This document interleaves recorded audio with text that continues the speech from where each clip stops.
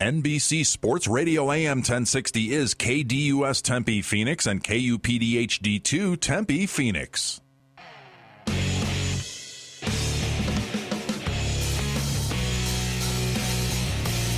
Live on NBC Sports Radio AM 1060 KDUS. We are broadcasting live from Marley's Sports Grill in Desert Ridge. Hi, everyone. Happy Saturday. This is Real Hockey Talk. Dave and Greg here. We got a lot of hockey. This is a great place, first of all, Greg, to see any sporting event. They got basketball. Look at all the TVs they got here. Yeah, no, it's amazing. It's actually my first time here. Really? And I love it. It's perfect setup for a sports bar and, even family-wise. And got a little patio out there. And so they're going to have a kids' party, I understand. 50 people are going to be there. We're right next to another patio. Absolutely. You know, what I like about this place, it's so open. They got the patio open behind us. They got the patio open to the left of us. We could see nice patrons smiling at us right now. And we see TV stuff. We got basketball going on. We got soccer going on. Yeah. Hey, I don't see any hockey going on. There is hockey on hockey? a TV kind of behind us over there. So. Oh, really? Yeah. Maybe we'll change it a little later. But a lot of good stuff. Golf? Well, I got everything here. It's a really cool place. I'd suggest come on down. Desert Ridge, Marley's Sports Grill. It's a great place. Relatively new, I believe. Maybe a couple months old here. Yeah, this location. Yeah, this location. But, of course, everyone knows Dan Marley, former basketball NBA player, and current head coach for Grand Canyon. Great stuff. What he's been able to do with that program. Oh, really good. Yeah. Actually, really good stuff. So we certainly honor that. Yeah. But it's a fun place, so we want everyone to come on down, see us broadcast live, watch some TV, have some great food. I've eaten here many times, actually. Yeah, you've said a lot of good things about it. The food is good. And Dave is a man who loves his food. We'll take some pictures, and you'll know why. But let's send it out. You know what? Everything smells great, and later on, I'll try some good stuff out. Oh, yeah, there's no doubt. There's Justin Skaggs, of course, the general manager. We're going to have you on later. We're telling everyone to come out to Marley's right now at Desert Ridge. And we'll have you on, talk a little bit about Marley's, but we described it as certainly a beautiful place with the openness. We love that. Yeah, absolutely. And, so we're going to have a great show today because we're going to have at 3:30 our friend Kevin Guy, general manager, head coach. Absolutely. For the phenomenal Arizona Rattlers. We're scheduled to have some Sidewinders here. So, if you don't want to see us, see the Sidewinders. Yeah. The Sidewinders win Much all the better time. view. Oh, man. They are a great dance team for the Arizona Rattlers. Yeah. And, we even have some Saturday specials, it looks like, that we're going to announce. And but definitely come down here, Desert Ridge, Marley's Sports Grill, and everyone knows Dan Marley. Just a good place. And, the shopping center itself is sort of a cool place, too. Yeah. Outdoor shopping center. It's a great day, and I would recommend it. So we got Kevin Guy at 3:30. We also have 1:30. Who do we have? Well, actually, before that, coming in at 3, joining us here at Marley's will be Jimmy Marshall. And we'll talk some baseball before Kevin Guy joins us. Of course, with spring training here, a lot of great fun stuff. Already some cool storylines out there. And we'll take a look at, how some young guys, not just with the Diamondbacks, but across both the Cactus League and the Grapefruit League have done thus far, and maybe some early surprises, per se. Of course, at 2:30, Stephen Force, media relations broadcaster with the Phoenix Knights Junior A Hockey Club. He'll be joining us. And, of course, Game 1 of the Knights playoff series with Ontario was last night. A heartbreaker following an overtime 4-3.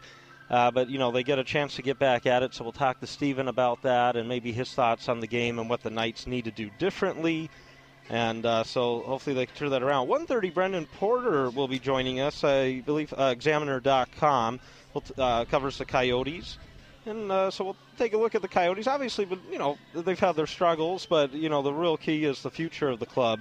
Kind of looking at next year and, all the young guys kind of coming up through the system. So we could take a look, some of his thoughts on that. Very good.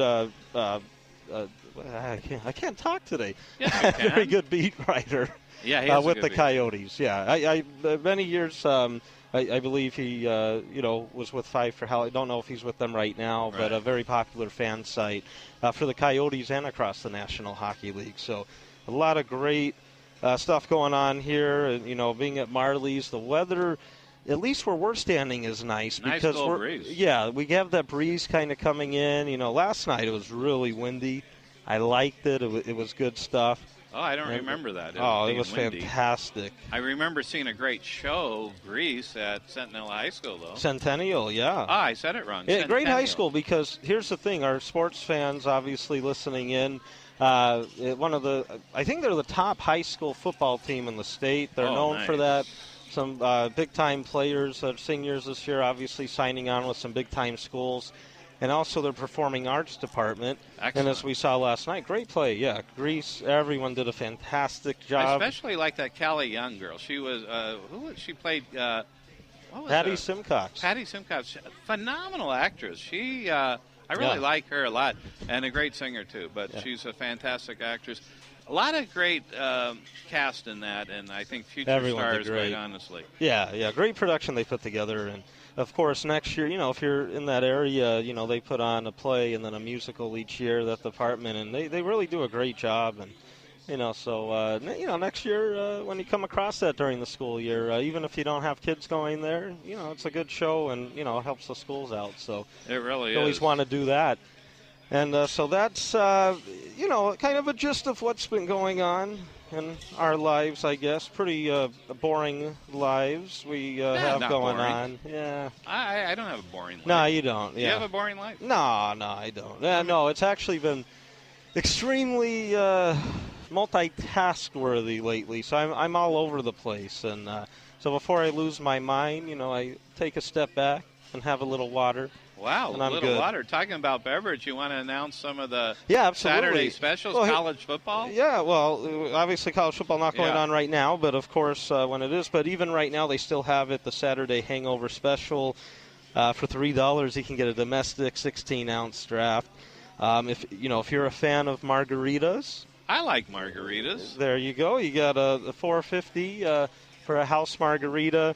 Wow. And Marlarita, which I haven't tried, but I can kind of figure out what that is. Also $4.50. Your signature drink $7.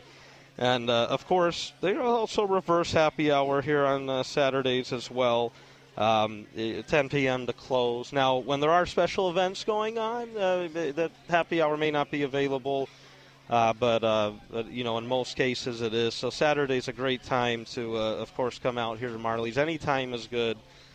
Like I said, when you have a situation like this where you have, a great place to watch sports, but, family-friendly as well, you can't go wrong with that. There's a lot of great stuff. And great views when you look at TVs. Talking about the waitresses? Or what? That too. But oh. I just love, because you have the outdoor patio, then you kind of have the indoor type of patio, almost like an Arizona room, I think is what they call it. So, very unique setup. Very cool very stuff. Very much like it. But we're going to have a new segment that not even you know about yet, Greg. I know. We're going to have not only power rankings. We haven't really done that with NHL yet. Yes. But we're going to have also, does it match up with the odds? Right. Who's going to win the Stanley Cup? And I got all the odds, the latest odds right now. From Vegas? From Stanley Cup. Who's going to win?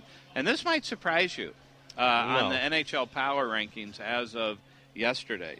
I know who's number one in the power rankings? Yeah. Or the odds to win? Oh, okay, gotcha. And we're going to do both. We're going to say who has the best odds to win the Stanley Cup at this point, and we'll go down. And who has the power rankings right now. Of course, that changes very quickly on who's hot sometimes. And I think you can imagine the hottest team right now is rated and ranked number one. Power rankings, National Hockey League. Of course, Washington. No, Anaheim, the hottest. Oh, you said the hottest team. Well, no, but it's funny. Anaheim has lost couple in a row here. Yeah, so they may change next week power rankings. Yes. As of just a couple days ago, they were number one. Here's the thing with power rankings. I don't follow them completely in the sense of Anaheim, of course, if you ignore these past couple games, as you said, been the hottest team in the league. I just think of it as just how great Washington's been all season. No consistently. question. But, no, definitely makes sense. And I think it's just a little hiccup by the Ducks. I'm sure they'll snap out of it. Oh, they will. I mean, look at they were on a tear, 11-game winning streak. Yeah, no one wins every game. We know that. And I think they set a franchise record for most wins in a row, I believe. And, the 11 in a row, I believe they had. So they got definitely a team to deal with. The power ranking, anyway, as of a couple days ago, Anaheim, guess who number 2 is? And a little bit surprising, but not totally, because this is a team, I think, that will end up in the Stanley Cup Finals. You said number 2? Number 2 power ranking. Well, still Washington. L.A. LA's number 2 in the power ranking? In the power ranking. Now, they've been playing pretty well, too. That last week there were 5. They moved up to 2, which is interesting. The third one, I think, is surprising to me, quite honestly. It's a 5-position change from last week. They're now number 3, but they have been playing well. Yeah. And they're going to get better today because their goaltender's coming back today, the Rangers. Okay. So, they're all good teams. What can you say? Yeah. This is really surprising, though. I don't know why they did move from last week and to this week. They were number 2, and they did play well for a while. Now they're number 4. Minnesota, I'm not sure I would put them in the 4th spot. Well, again, with power rankings kind of based on how you're doing right now. Yeah. And, of course, you want to look at present time and what you expect in the future. Yeah. But, I mean, they are a good team. But yeah. I don't think they're even in a – let's see. Did they lose last night? We'll have to check to see if they're even a playoff spot. As of yesterday, they were 2 points behind. Oh, okay. So we'll see what happens there. Number 5 is going to please one of our cousins because they're the power ranking rated number 5, Philadelphia. They have been playing well. They did win a big game against Tampa Bay last night. That is a big move push to the playoffs. They're not quite in it yet. But you got to figure, hey, they could end up pushing. doing it. Yeah, if the Flyers do that, that's outstanding. I mean, again, with the Flyers, a fun team to watch, and with Gossifir on the back end, how well he's been able to do, rookie defenseman. Cool. There's a lot to like because Ron Hextall running the show now. Yeah. Yeah, even though Holmgren's still there in president capacity, Hextall's the one making the moves, and he's turning that team around. I mean, there was a lot of stuff that was messed up by Holmgren and the old regime, but he's taking care of business. And Hextall's a smart guy, learning under Dean Lombardi for many years. You got to sort of like that. I mean, Philadelphia is such a great history in hockey. Yeah. Of course, winning the 2 Stanley Cups back in the 70s, Broad Street Bullies, but they love their hockey there. And you got to love the fact they love their hockey there. That's my opinion. Absolutely. They're not fair weather fans. They love, through thick and thin, their hockey. We like that. Rated number 5. Now, the Islanders are rated 6. They moved back 2 spots. And this is where maybe it's surprising. Washington rated 7. They moved up 3 spots from 10. I don't even know why they were 10 last week. They've been very consistent all year. Yeah. And I'm a little surprised because statistically they have it all. They got the offense, the defense. They got probably the best player in the league at this point, Ovechkin, right? Yeah, absolutely. And I don't know. I am a little surprised, but when we go over the odds, maybe things will change a bit. Chicago in the 8th spot moved down to they lost to Dallas last night. Dallas now, I believe, is 2nd in the league. And you got to like Dallas. Their goals against, I have a little trouble with going into the playoffs. It's higher than most. Their offense, though, is great. But as we talked about, defense wins championships. Where are you getting this off of? Because, obviously, as we said, Washington's been very consistent. They already have 103 points. As you said, Dallas is 2nd in the entire league with 90 points. That's a 13-point difference. Yes, I could do some math. This is called Odds Shark. So I know there's other power ratings that will show different. Odds Shark. I mean, how did you find this site? I've never heard of it. I think I was on a weird site, and it popped up. No, I'm just kidding. Were you looking at the goods? No, not the goods. But what was his name? No, yeah, that's really funny. But I think, it's a fairly good site that has a lot. But I bring this up because I think I agree with you. I disagree. I can't imagine Washington not being 1 or 2 because they've been consistent. Yeah, all year long. I get the thing with the Ducks because, I like get you that said, too. present time. And maybe LA too. I sort of get that. They're built for the playoffs. Well, for the playoffs, but we're talking about power rankings right right now. Unless this is something else, but even with that, Washington has a team that's now built for the playoffs. Well, with go to Mr. oddshark.com, and you could check that out. But I know there's other power rankings that clearly have Washington number 1. There's no question. Well, most probably would. Yeah, and that's it. But anyway, those are a few things. Now, what I think is interesting is the next thing we're going to talk about, which is what are the odds? They call them future odds. And this is where Washington, they're 15-4 right now. Chicago's 5-1. Dallas 8-1. Anaheim 9-1, and you got LA 10-1. So, and you got to figure, well, any of those teams could win the Cup in the top 5, quite honestly. Washington definitely have the odds-on favorite. And the Blackhawks at 5-1, decent, no question. I would think a good bet is LA Kings at 10-1, though. Yeah. That's not a bad bet if you're looking to bet on these particular odds for a Stanley Cup. And there's some others that are sort of interesting. There's different ways to look at odds, by the way. Yeah. The money line is another way of looking at it, and I'll tell you what that is. Chicago, now it says a plus 450. Now, for those of you that don't know how this works, that means if you invest 100, you're going to get 450 back. Oh, okay. Basically. So a plus 450, you invest 100, you get 450 back. The Blackhawks is a plus 500. Yeah. And if you look at Dallas, so these are the same odds converted into money line odds. Dallas is a plus 1,000, and LA is plus 1,100. So they fall in line the way, but just in a little different way. So would you put 100 down to get 1,100 back on the Kings? Would I put how much down? 100. To get 1,100 back? Yeah. Oh, yeah, of course. Or maybe that's actually on 1,000. I don't know. I'm not really into the odds, so this is all you. I don't do that stuff. Yeah, actually, I should convert this. I don't think it's actually 100, but it's a plus 450 for Washington. Clearly, the top odds to win the Stanley Cup. Would you agree with that? Yeah. You have to love Washington. Well, they are, so consistent, no question. How about you see Dallas? The other night, there's a game in L.A. L.A. is up 3-0, and Washington didn't really get anything going until the third period. It was pure domination by Washington, and Washington's been a great third period team all season. But look what happened. I mean, they end up tying the game. Now, yes, they lost in overtime, but it's a game they really had no business coming back in. But they were just so dominant in the third period because they have a lot of ways they can beat you. I mean, obviously, Braden Holtby's been, having a fantastic year. You have one of the best goaltenders in the league with Holtby. On the back end, defensively, especially under Barry Trott's system now, they're a top-notch defensive team. And they got the pieces back there and the horses as well. And this is Trott's second year, and they're really catching in. And then when you look up front, I mean, Kuznetsov, we've seen how great his breakout season has been this year.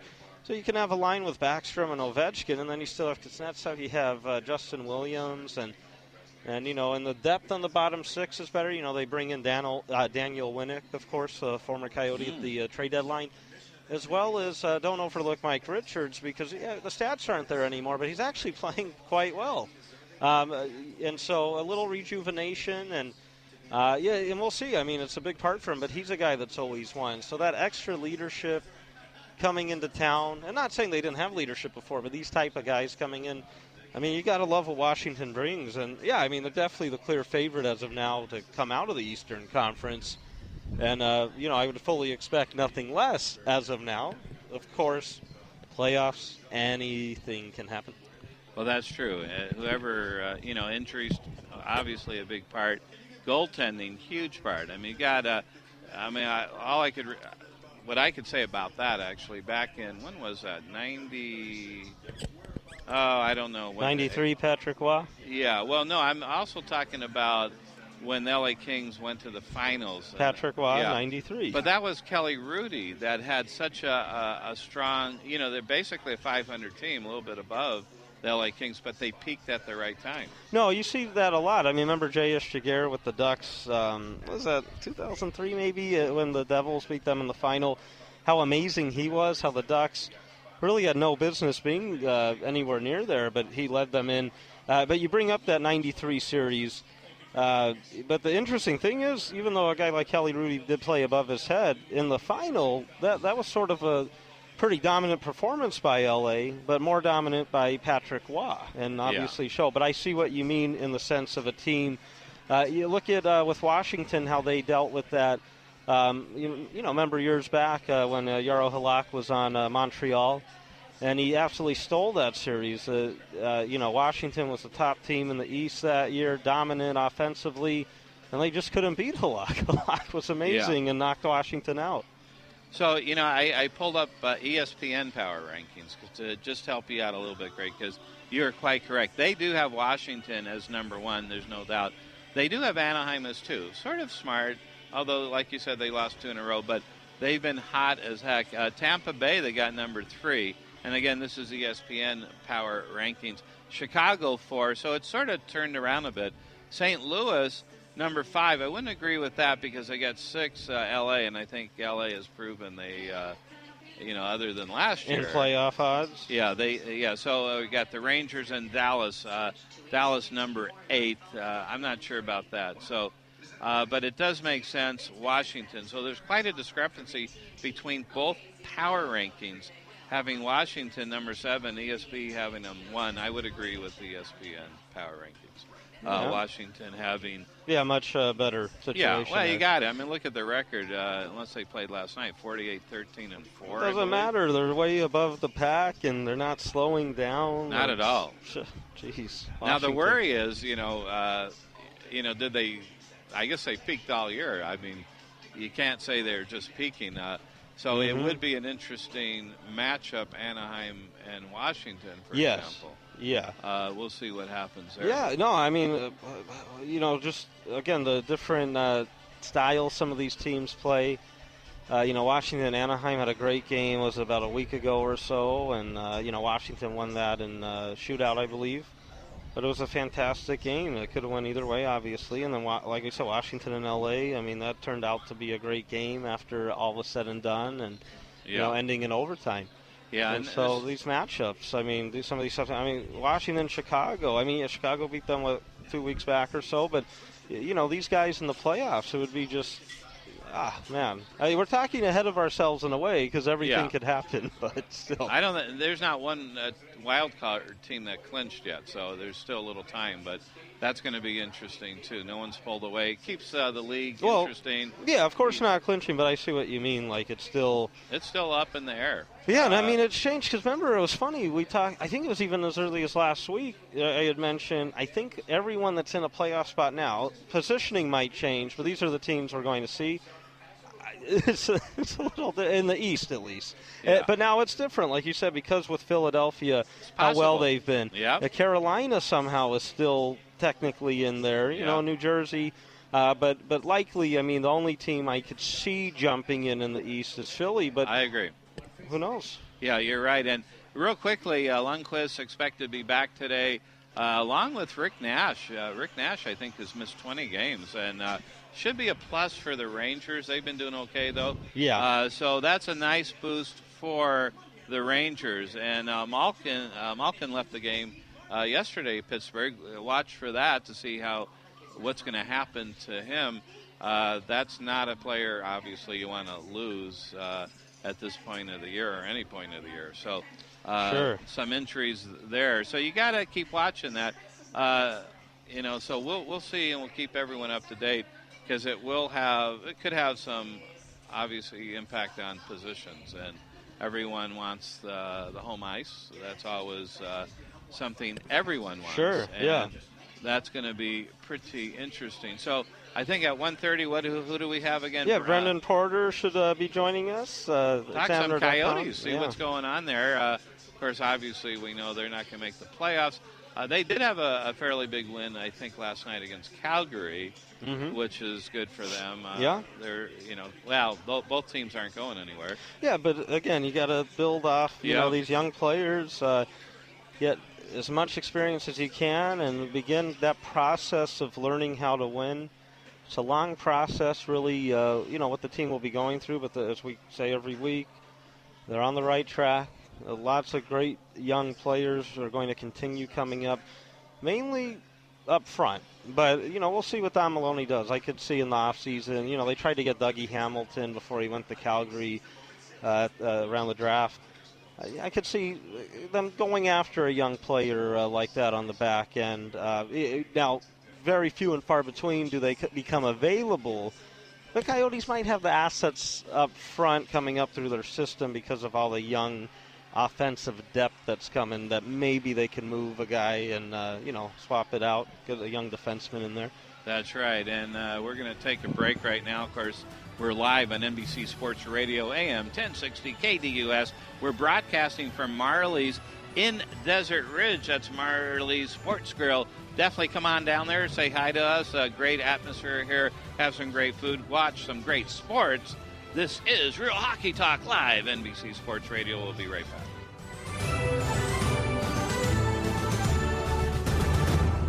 Hey, race fans, Race Central Radio host Kurt Hansen every Monday night right here at NBC Sports Radio, 7 to 9 p.m., the premier home for motorsports. Brought to you by Tombstone Tactical, and as we like to say, we'll see you there.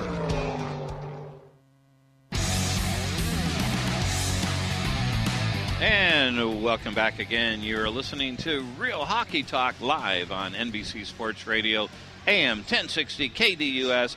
We are broadcasting from Marley's Sports Grill at Desert Ridge. And what a beautiful day to be broadcasting here at Marley's Sports Grill, Desert Ridge. Come on down and have some fun. I'm Dave here with Greg doing some Real Hockey Talk, because Real Hockey Talk is such, describes the best sport in the world. Don't you think, Greg?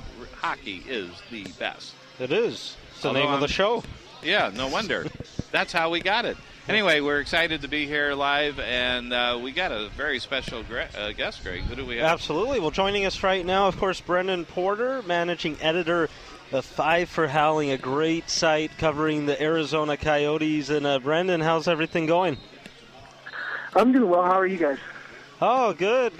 Well, it's, good to talk to you. The Coyotes obviously have, the great future ahead in terms of, all these young forwards especially coming up through the system. Of course, this year we've seen with guys like Domi, Duclair, and other guys really coming through. But, in terms of prospects, we'll see Strome and Dvorak in the next couple years. And, talk a little bit about kind of your excitement level and what fans should really be excited about here coming up in the next year or two with the pipeline. Yeah, I mean, they definitely have one of, if not the best, forward prospect groups in the NHL.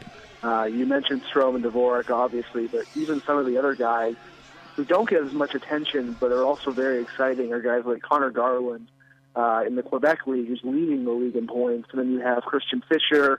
You had Nick Merkley up until he had an unfortunate injury that ended his season a bit early. He was having a great year. So you just have these layers upon layers of forward prospects who all look really, really talented and look like they could do something really, really special in the next 2 years. And I mean, it's hard to not look at that group and like what you see as you're a Coyotes fan. Oh, yeah, absolutely. Yeah, and like you mentioned with Garland really moving up through the system, I mean, this season with, like you said, the type of year that he's had over there. And I think the team he's on, or I might be thinking of Fisher, but is a situation where he has the second leading scorer on the team has like half the amount of points as he does, I believe, or something along those lines. But yeah, it's great to see some of that. But then someone that had really been on the radar that I know maybe has fallen back. He have, maybe been some injuries and his numbers are down a bit. And especially with players and juniors, I don't really like to look at numbers because there's a whole bunch of things that come about. But Brendan Perlini, your thoughts on him, and is it true to really say, is it an actual statement that he's fallen a bit, or do you think that, that potential is still there? He's still so young that maybe in the playoffs in his league, or maybe next season we'll start to see him kind of get back on track? Yeah, I agree. It's a little bit harder to, assess based on what goes on in Major Junior, just looking at the numbers as to how good he is.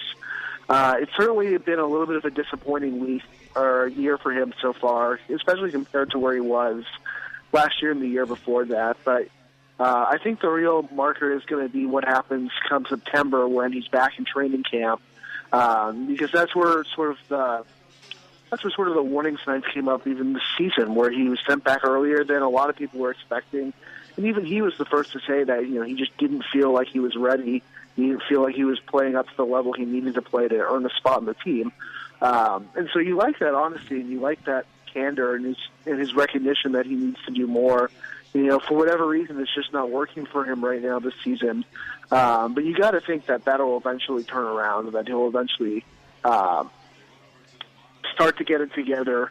I think that he has a lot of skill, he has a lot of size, a lot of things that make him a very marketable NHL asset still.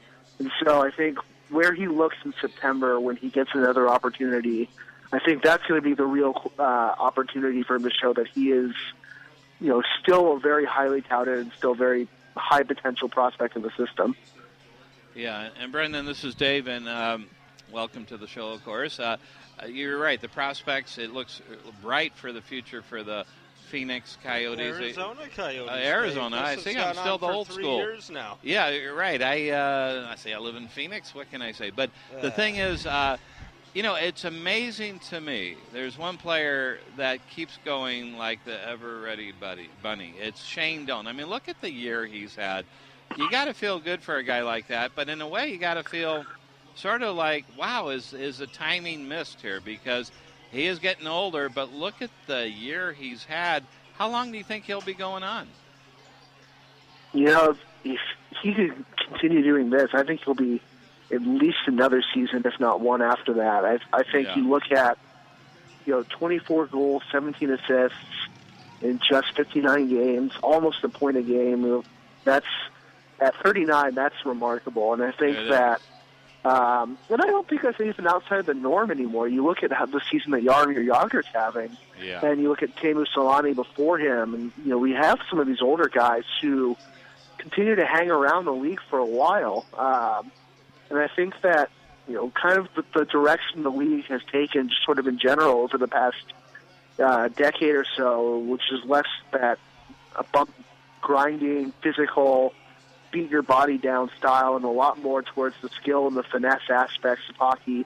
I think it makes it easier for you to have a longer-term career. And for a guy like Doan, who's just kind of spent his whole career doing pretty much everything, I think that he can find a home pretty much anywhere in the lineup. And I think playing slightly further down on the third line, where he's not taking on as many responsibilities, he's not drawing as many difficult assignments, I think that's really helped him out, and I think that's really allowed him to stay very effective. And I think that if the Coyotes want to bring him back, and he wants to play another season, they're definitely going to find a way to do it. I don't think there's going to be any problem getting him under contract for another year if both parties want it back.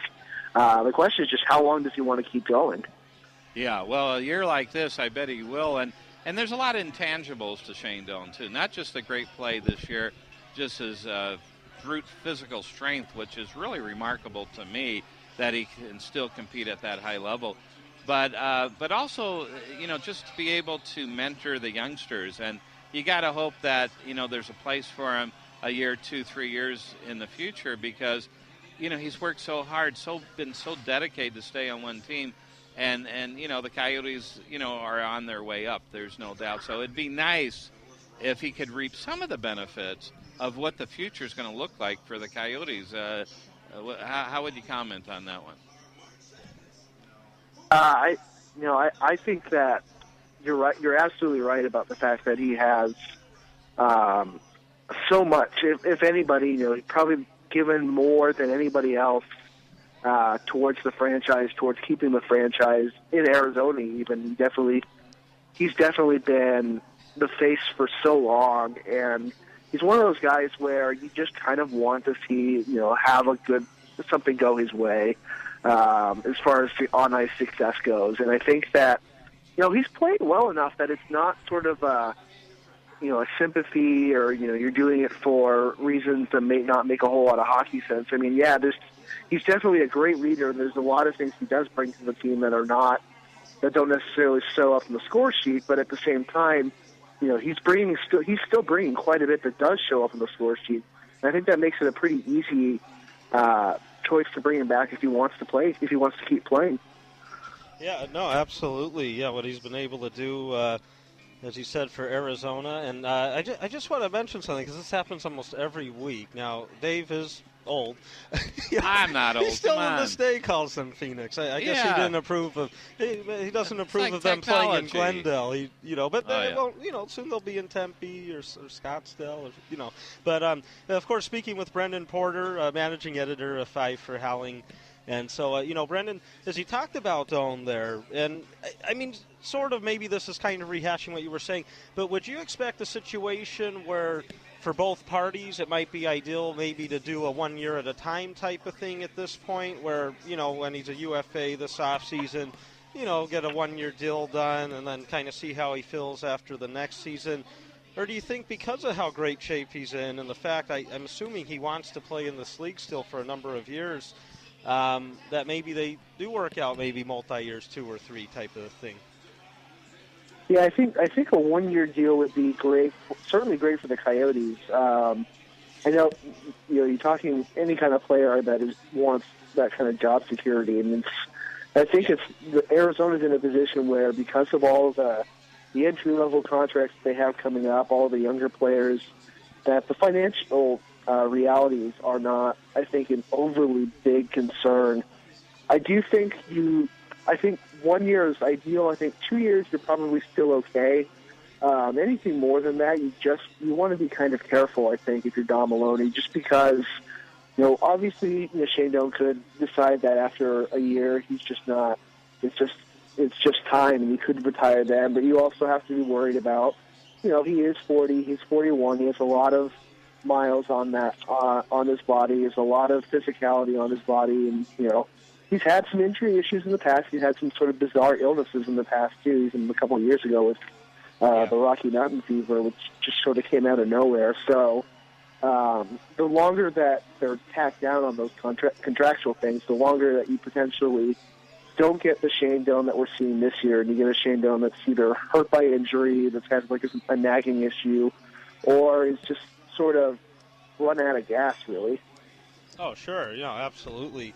And it's funny, another veteran they brought in, of course, when they traded Mikkel Bottker, and, I like the package, in terms of getting young guys, and, of course, one of them, as we know, may not be signed, so Coyotes could get a second-round pick, perhaps, in the upcoming draft, so more assets. But Alex Tanguay, could provide, obviously, for the rest of this year, just, another veteran there in the lineup. And, so far in 4 games, he has 5 total points, and obviously it's likely just a short-term situation with Tanguay. With his age, he'll be a UFA after the year. But do you think a guy like that, he's won the Cups before there with Colorado in the past, and all that experience he brings, how big could that be? I mean, we talked about Shane Doan, but Alex Tanguay at one time was, just highly skilled.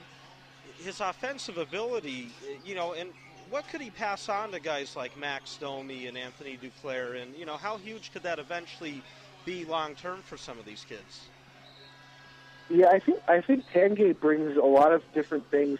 Some of the things I think are kind of similar to what Shane Doan has brought, as far as learning how to stay in the league for a long time. Because Tanguay's another guy who's spent over 1,000 games in this league. He's had a very solid career, but I think some of the other things that he does bring to the table, he brings in some playoff experience, and some deep playoff experience dating back to the very beginning of his career with Colorado. And then I think he also brings to the table some of the journeyman aspects that, Doan, by virtue of being here in Arizona for his entire career, that hasn't had. Shane Doan has not really ever been on the trading block. He's certainly not recently. He's not been sort of speculating about where his future is going to be. Tanguay has moved around a little bit, so I think that's something that he can work through with some of these guys. As they get older and they're getting to be great players, and they all come up at roughly the same time. So maybe there's some speculation about if Arizona can hold on to everybody, and if they can't, what are they going to do about it? And I think that those aspects can bring a lot to the team as well. But I think also, just as far as Alex Tanguay, the player, goes, you certainly hit the nail on the head when you say he's had a great start to his time in Arizona. And you just look at some of his numbers going into this year with Colorado. He was shooting about half. His shooting percentage was about 50% of where it normally is. So he seemed like the kind of guy that the Coyotes really bought low. And I think he, whether he's in Arizona this coming season or somewhere else, I think he's going to be a very productive, very reasonably priced asset for a team. I think that he's going to have an up season for the rest of this year, and I think he's going to have a pretty solid season next year. I think he's going to surprise some people. Just by virtue, he's been a very consistent player for his entire career. He's been a very consistent, sort of under-the-radar player for most of his career, too. Yeah, no, without a doubt. And, of course, Brendan, before we let you go, wanted to bring up something. We talked a little bit about it when we first came on the air before you joined us. But, a situation with the Coyotes, as we talked about, with all the great young forwards. In the pipeline, in the back end, it maybe is a bit bare. We saw, Don Maloney try to acquire Dougie Hamilton, around draft time before he went to Calgary. Would you expect Don Maloney, at the draft and in the offseason in general, to be very active to try to bring in, that young defenseman that you could already, get in the lineup and get on that top pair or at least in the top four? I mean, I know they're few and far between in terms of availability, but with all the young forwards the Coyotes have coming up, do you see that type of situation where maybe they look into moving one of them to bring in that young defenseman?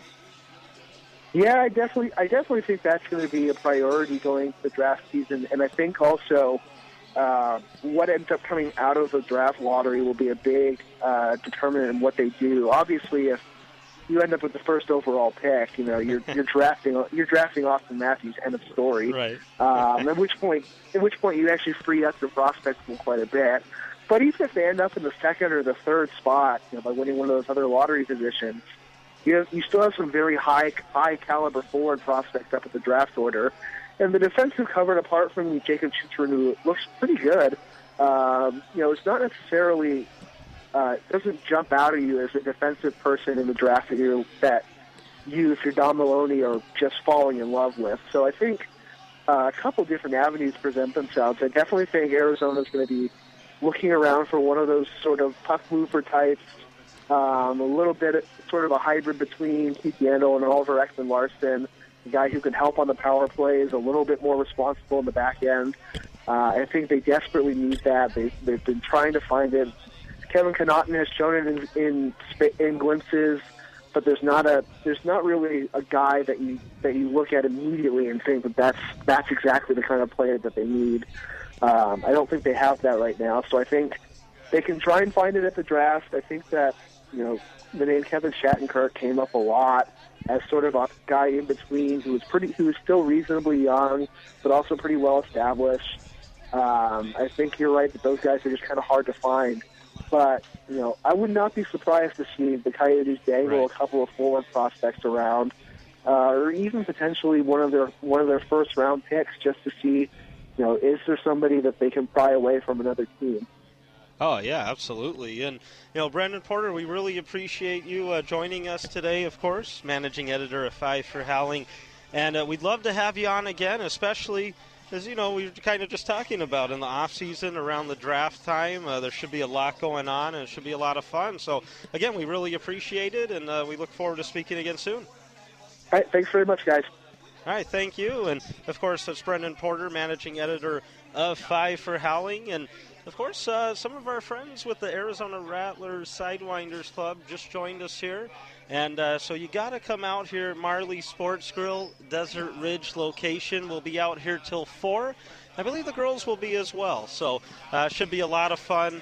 and some great food and drinks, of course, available for you. We'll take a quick break right now, and when we come back, we'll get into a little more with not only the Coyotes, but we'll also have somebody with Justin with Marlies here at Desert Ridge. I believe the general manager, but we'll have him on at the top of the hour here. This is Real Hockey Talk on NBC Sports Radio AM 1060. We'll be right back. Your morning commute just became more informative. Hey, this is Brian Krebs from Sports for YouTube. Make sure to join us every Tuesday night from 8 to 9 p.m. only on NBC Sports Radio AM 1060.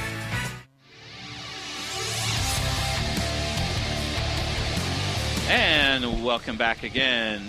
We are live here, NBC Sports Radio, AM 1060, KDUS, and we're here, of course, at Marley's Sports Grill in Desert Ridge. What a great place this is. Just love it here. And we got the Sidewinders here, two of them, Molly and Dominique. We're going to talk to them in just a little bit. We're going to give away some Arizona Rattler tickets, so come on down. It's not too late. Get into the drawing. Marley's Sports Grill, Desert Ridge. Get down here before it's too late. Yeah. There's a game coming up, and meet the Sidewinders. They're beautiful, aren't they? Yeah. Haven't had a chance to meet them yet, but they look great. And, of course, looking forward, I can't believe the arena football season's already starting. But we'll talk more about that, of course, later on. Kevin Guy, GM, head coach, calling in at 3:30. They got training camp going on right now as we speak. Boy, they signed a lot of players. Right. We're going to find out more about that. Yeah, so absolutely. A lot of good action. Of course, this is Real Hockey Talk. I'm Dave. Greg with me. And the beautiful Molly and Dominique are here. We're going to talk to them in probably the 2 o'clock hour. A little bit more. Of course, Sidewinders are the dance group for the Arizona Rattlers. Absolutely. They are fantastic. So, Real Hockey Talk. So, Greg, we always do positional changes. Yes. What do you think the highest positional change upward was from last week?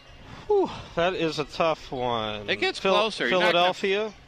Let's see. Philly is not the correct answer. Not the correct answer. All right, who is it? Give me another hint. East or west? It is East, actually. In the East? And they're a pretty decent team. They've come up pretty well this year. They're 6-2-2 in their last 10, playing quite well. They're a sleeper team that I believe could go far in the playoffs, but we'll see. They're in the East, though. But I do. They come up 3 spots, and the answer is, ladies and gentlemen, Boston. Okay. And who went down the most? And this is sad if you're a fan of this particular team, because they've sort of been wobbling. Potentially, I think they're a really good team. They're out of a playoff spot, but they still can make it. Who went down a -3 this week in position? But they still can make it. Oh, I think they can, yeah. I don't know. Minnesota. Okay. So they went down 3, and everyone else. But they're, what is it, 4th in that power rankings that you saw? Yeah, that one I don't believe, but the ESPN one I do believe. And there's been, a little bit of a change. Chicago, when I did this yesterday, was rated 2. Dallas is now rated 2. And St. Louis is rated 3. I think Chicago went to the 4th spot. So you got a real battle there. And L.A. is number 5. They've been pretty consistent all year, hanging around 4 or 5. Yes. You got to like the consistency this year. Past years, a little bit inconsistently, starting slow. Much more consistent. Yeah, so you got to like that. Yeah. They're built for the playoffs. Rangers hanging in there. They dropped 1, but Anaheim, they dropped 1 too, but they're in the 8th spot right now. So we'll see what happens. Some really good teams, though. Yeah, that's the nice thing. Some very good teams that have a shot, and that's what you like. Yes. Because, there's not you could say Washington with their consistency, their statistics, their great team play, and the greatest player right now on their team, Ovechkin. They could be, a lot of people would bet on them, but I'll tell you, Given the odds 10-1, I'd bet on the Kings. They're a team that can go through. It's good odds. I mean, in that regard, yeah. I like the odds. If you look at it like that, yeah, definitely. Without a doubt. But yeah, it's again, there's so much parity still. Anything could happen in the playoffs. You got to like Washington in the East. You got to like Anaheim, Chicago, LA in the West. Don't count out St. Louis. They've had their playoff struggles, but maybe there's a point that turns around. I mean, who knows? No doubt. There's talent there. All right, cool. Yeah, so, I think it's going to be a great playoff run and a great playoff series with most of the teams, and some that deserve to go further out won't make the conference finals. What can you do? It's just great parity, great play, great teams, and the great sport of hockey, of course. Yeah. And we'll see what happens there. So coming up, of course, we have Justin Skaggs, the general manager of this amazing place, Marley's Sports Grill, Desert Ridge. I can't wait to talk to him because this is the model of all sports bars. I love this. We got a nice breeze. It feels like I'm at the ocean, and I'm not at the ocean, but it feels like that. Yeah. Anyway, this is a Real Hockey Talk live on NBC Sports Radio, AM 1060, KDUS. We're broadcasting live from Marley's in Desert Ridge. Come on down, have some fun. Sidewinders are here, giving away Rattler tickets. You're not going to want to miss that. We'll be right back.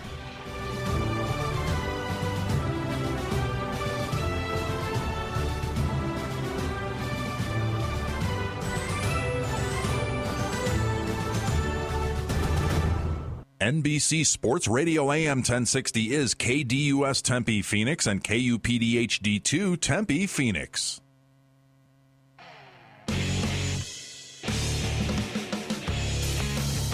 And welcome back again. We're live, NBC Sports Radio AM 1060 KDUS. We're broadcasting from Marley's Sports Grill in Desert Ridge.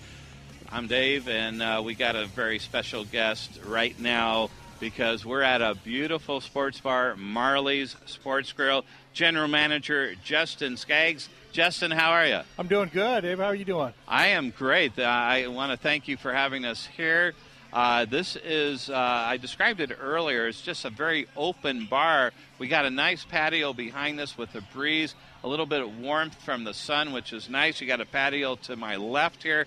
TVs everywhere, satisfying all the customers you have, and the great food. Yeah, definitely. This is one of our newer locations. We're really happy to be up here, and it's just a beautiful facility. As you were saying earlier, we've got a front patio and then also a back patio. You can almost have 3 different atmospheres going off at one time in here. So during the games and everything, we can actually have 3 different sounds, and the people just love it. Inside, we got 35 different TVs inside, and then outside we got another 6 and 7. So wow. You can't get a bad seat in here for sports viewing. Not at all. And I bet Monday nights are packed when Monday Night Football's around, of course. Definitely. But March Madness is going to be a madhouse, right? Oh, we can't wait. I mean, we've already got some of it today with some of the conference championship games going through, and then last night with Arizona, unfortunately, not making it through, but it was a great turnout for that game as well. Yeah, it's got to be a lot of fun. Of course, it's not only aesthetically pleasing here, but we got 2 of the sidewinders here. That always makes it a little bit. Isn't that amazing? We love when we have some nice, beautiful girls like this come in for us. Oh, yeah, and we want people to come down and still win some Rattler tickets and meet some of the sidewinders, and listen to a live broadcast. That's always sort of fun, of course. But tell us more about, let's start with the food. I've eaten here before.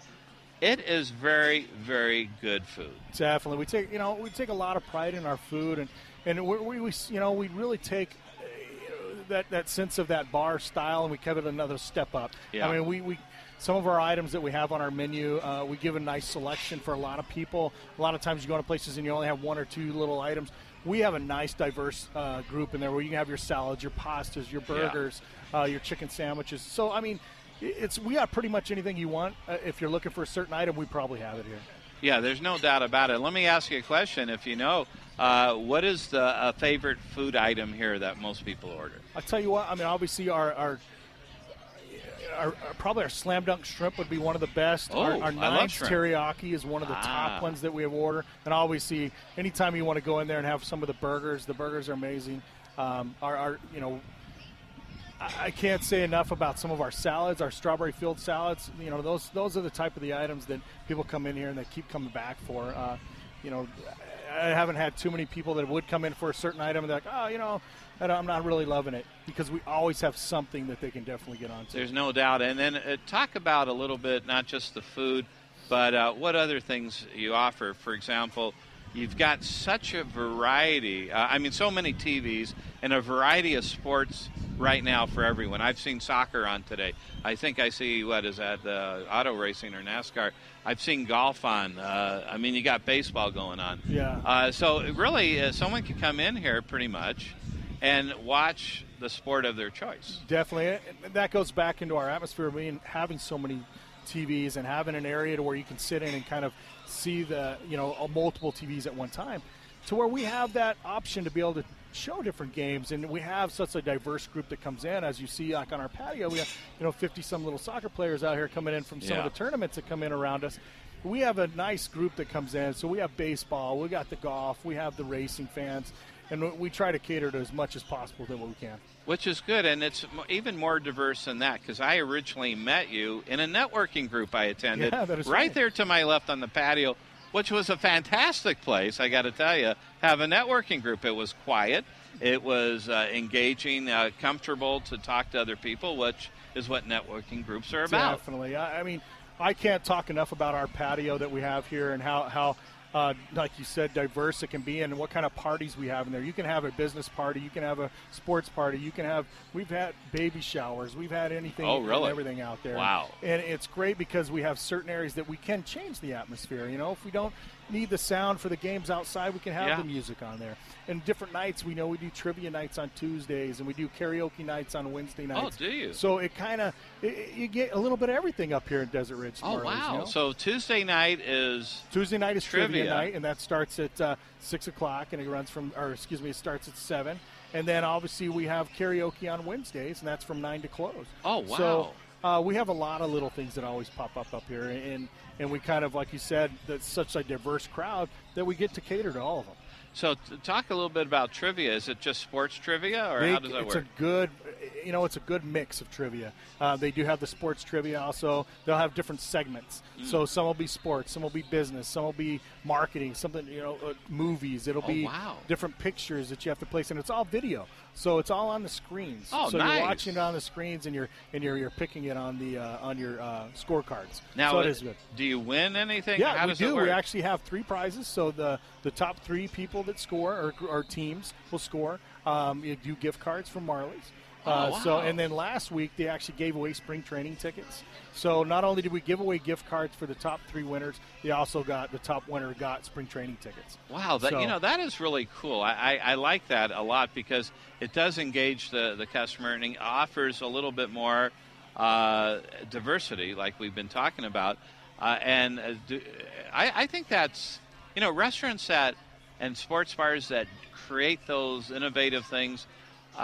It really shows they're customer friendly, don't they? Right. No, and I agree, and that's kind of the model of Marley's, and obviously trying to embrace everything that's around us, but also embracing what we know which is great sports, great service, great atmosphere, and that's kind of what it's kind of Marley's MO. Now, what are the hours? You mentioned close before. I'm not sure exactly when it does close, but that would be good. Yeah, Fridays and Saturday nights we're open to 2 a.m. and then Sundays through Thursdays typically we close around midnight. Oh, those are good hours. Yeah, no, we are. We have it covers a lot, and obviously we have a happy hour Monday through Friday from 3 to 7, and then we have a reverse happy hour every day of the week from 10 o'clock to close. So a lot of people don't realize that, but we do have that reverse happy hour that kicks in, and we're doing a lot of different things with Jack Daniels and Deep Eddy and so on and so forth. It's kind of building those little bit better quality of drinks for those happy hours. Now, as a general manager, I know how passionate you are for your job and the dedication, because certainly in this type of industry you have to have those qualities. Are you also a big sports fan? Oh, definitely. I mean, I think if you weren't a sports fan in this industry, in this style, it's definitely going to hurt you. But definitely, I love it because I can come into work and I get to see the things that I love every day. See, that is cool, right? Definitely. You got to That's you definitely do what one you of my love. biggest perks. So let me ask you, what is your main sport? What do you, in order, which sports do you like? I would probably say it goes football and baseball and then basketball. All right, cool.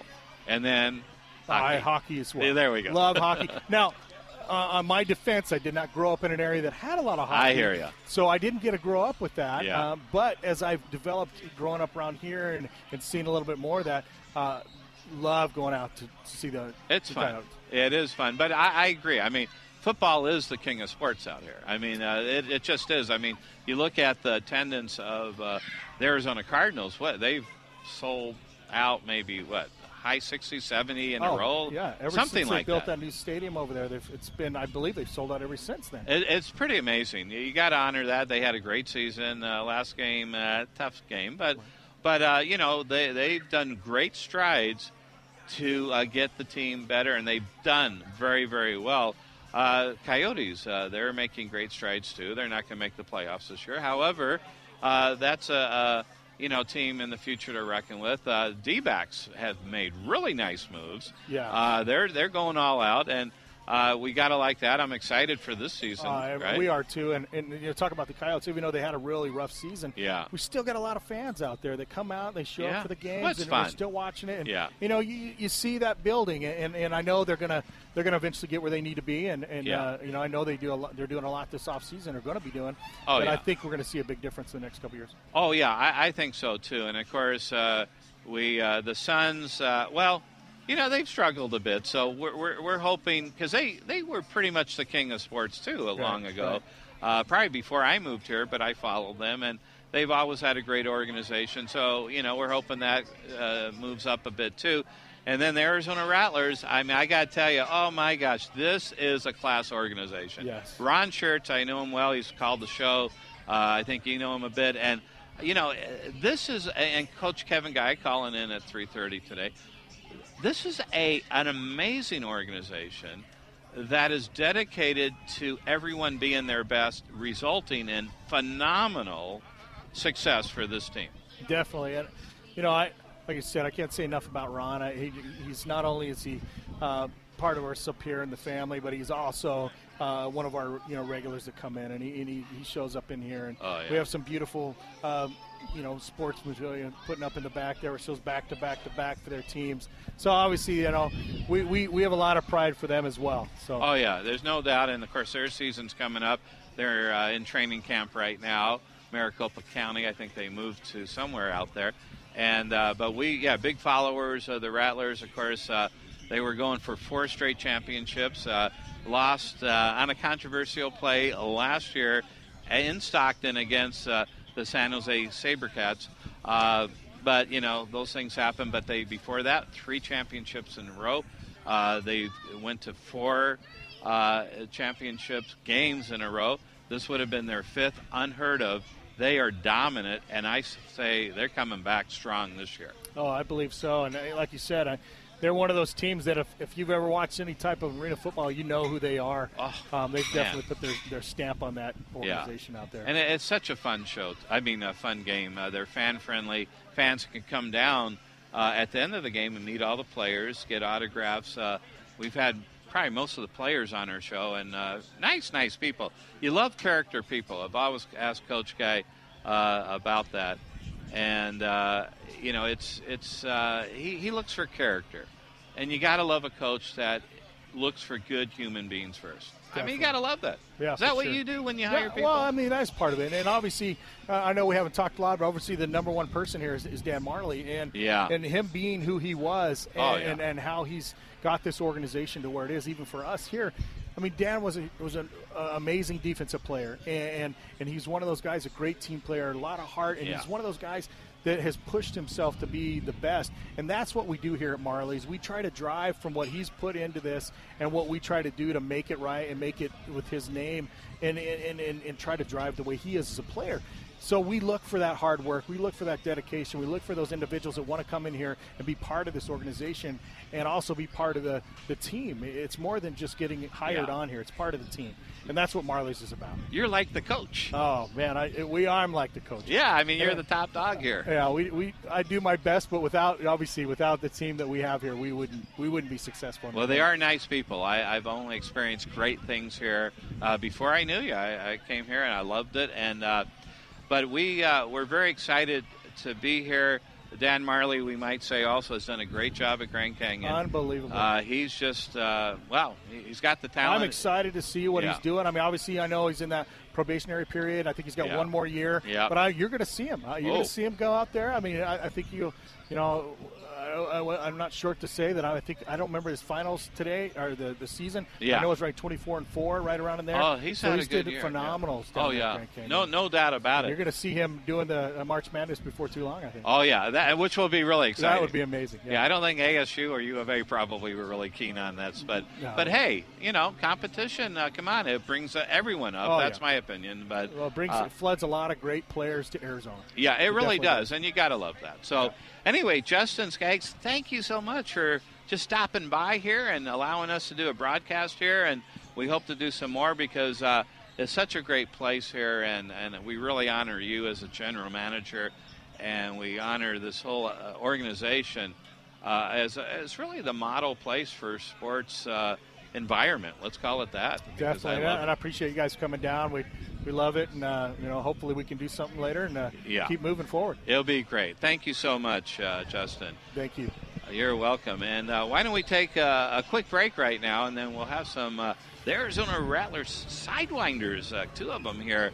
Beautiful women, great people, and great dancing ability. So this is NBC Sports Radio, AM 1060 KDUS. We're live at Marley's Sports Grill. This is a great place in Desert Ridge, by the way. Come on down. Not too late to meet the Sidewinders. And we're giving away 3 pairs of Rattler tickets. Come on. You got to go see the Arizona Rattlers. And we'll be right back after this break.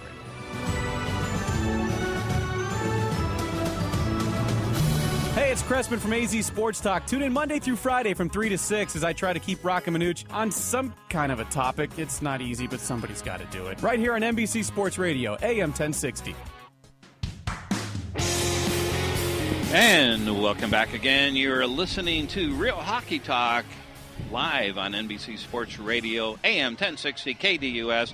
We're broadcasting live at Marley Sports Grill, Desert Ridge. Come on down. We got some Arizona Rattlers Sidewinders here with us, and we're going to give away 3 pairs of Arizona Rattlers tickets. That's going to be good. And the drawing will be at 3:30, which is around the time head coach, general manager Kevin Guy will be calling into the show. So, again, you still have time to get down there and or down here. And so good stuff going on. And, as we say before we have Stephen Force join us here, at the middle half of the hour, I guess you could say at 2:30, to talk about the Phoenix Knights Junior A Hockey Club and, of course, their playoff series with Ontario.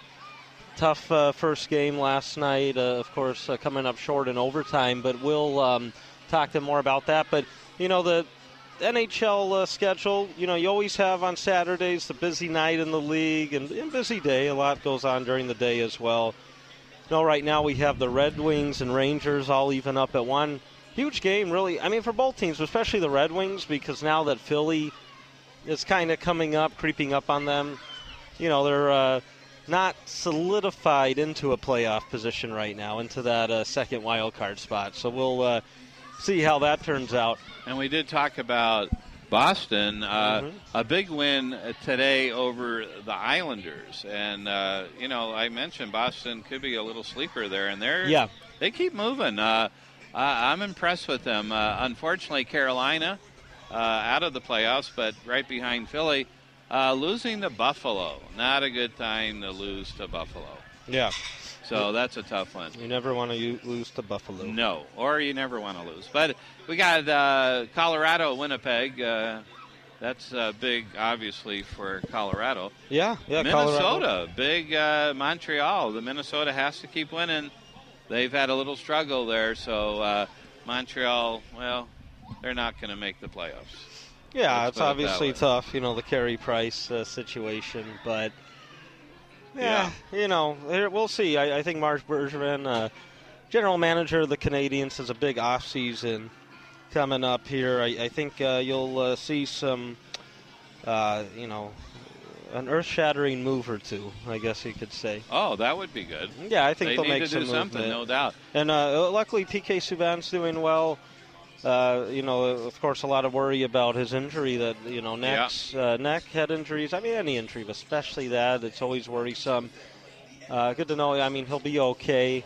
And, he's a guy, of course, him and Carey Price, you build around. Alex Galchenyuk, who knows what they'll do with him in the sense of, you keep a very good, young, talented center iceman around. Or, you kind of listen to see what teams might be willing to offer, kind of reshape the team a little bit. So I think Montreal will be a pretty new-looking team next season. Yeah, and then you got Toronto, Ottawa, Philly.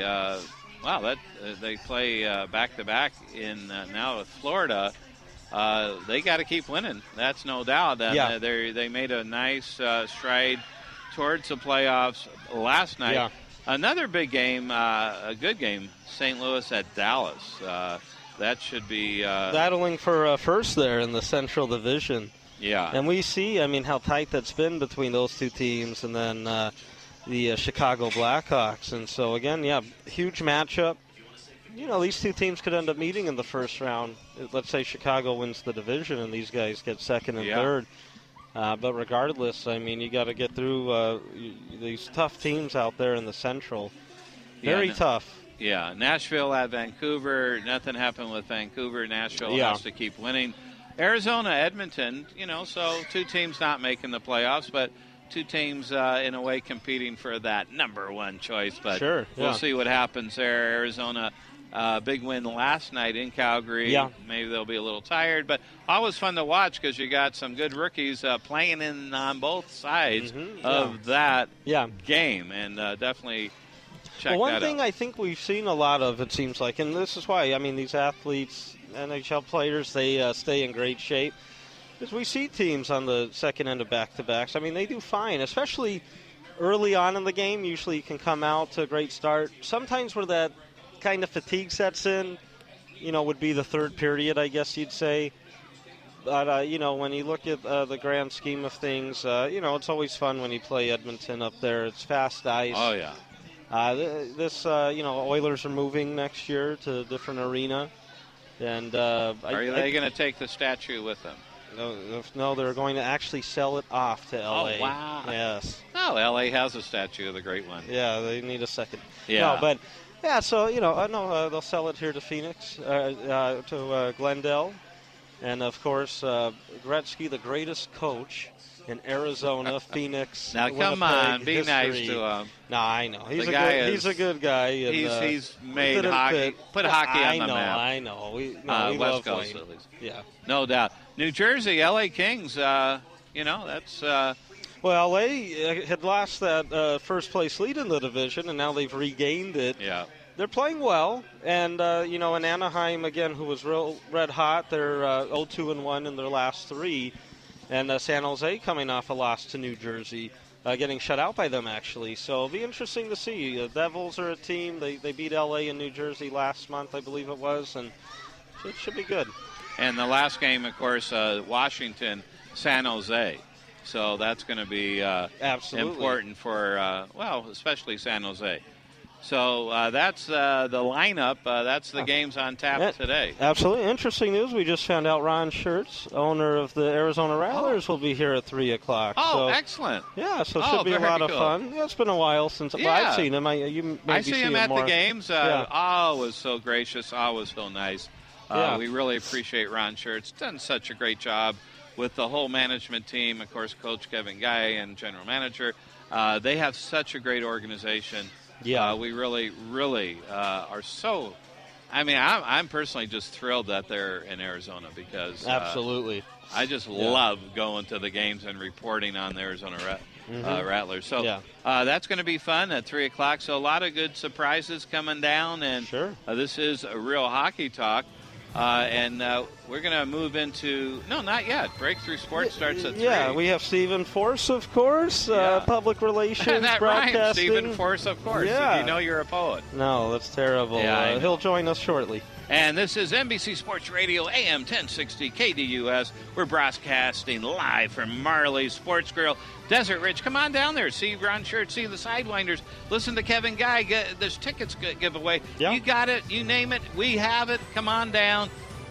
Marley's Sports Grill, Desert Ridge, and we'll be right back. Follow at NBC Sports AM 1060 on Twitter to interact and share your thoughts with our staff. Tweet us. Go ahead. Do it.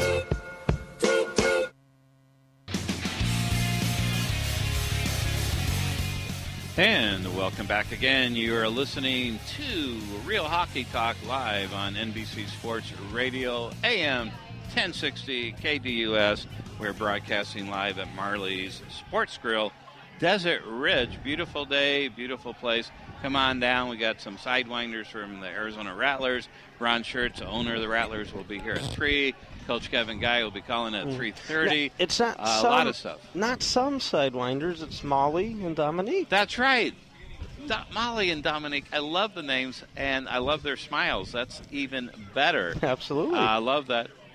And, okay, so, Greg, back to you. Well, we have a special guest. Well, it's, of course, Stephen Force is joining us now, public relations broadcaster with the Phoenix Knights Junior A Hockey Club. And, you know, Stephen, of course, the playoffs going on right now. You know, obviously a tough one last night, but tell us a little bit about kind of what's been going on around the team and what you would expect to take place the rest of the weekend. Yeah, last night definitely wasn't what the Knights wanted in a Game 1 against Ontario. They fell behind. They were actually down 3-0 about midway through the second period. They battled back. Were able to tie it with about 2 minutes left in regulation, but you know, it just wasn't enough. Ontario was able to win it in overtime. But you know, we've talked before on your show about how hard these players play for Chris Walker, and so I mean the way that they battled back definitely bodes well going ahead into Game 2 tonight. Oh, absolutely. Yeah, I mean, you know, I think it was, I think Vegas was here, and they had that tough one where I think it was a blowout. Vegas was on top, and then the very next night, you know, Coach Walker had the boys ready, and, you know, they were on the winning end, you know, I believe. But, I mean, looking at Steve, actually, first off, are you out there with the club, or are you out here in Arizona? No, I stayed behind, so I'm just following along on the Fast Hockey broadcast. Oh, yeah, that's right. Yeah, no, so that's so I mean, when you kind of look at this, you know, with Ontario, and I know in the playoffs everything changes and game by game, but historically, or at least during the regular season this year, you know, how did those games turn out? I mean, was Ontario a team that gave the Knights a lot of fits, or, you know, are the Knights pretty successful against them during the regular season? Well, there's really two clashing styles when these teams come together. Talking to a few players about Ontario, they mentioned just how the Avalanche focused on playing their defensive zone. There's a lot more speed on the Phoenix Knights, and so in order to have success against Ontario, all these Knights players always told me that they just needed to use their speed, get in on the forecheck, rattle the Avalanche defensemen. And we saw during the regular season, I mean, that the two teams split the 6-game season series. We had an overtime game. Things really can't get any closer between the Knights and Avs. Oh, yeah, no, absolutely. I mean, it just makes for a great matchup. And, for the listeners and maybe some of the casual fans out there, how does the playoff format work, with the WSHL? I mean, is best out of 3 situation where, of course, the first 2 games there in Ontario, and then, you bring a game back over to Phoenix, or how does that work? So the higher seed, the better team will host the entire 3-game series. Oh, okay. So the whole thing. So tonight's game 2 at 9:15 p.m. Arizona time, and if Phoenix can win that one, then we'll go to a decisive game 3 Sunday afternoon at 12:30.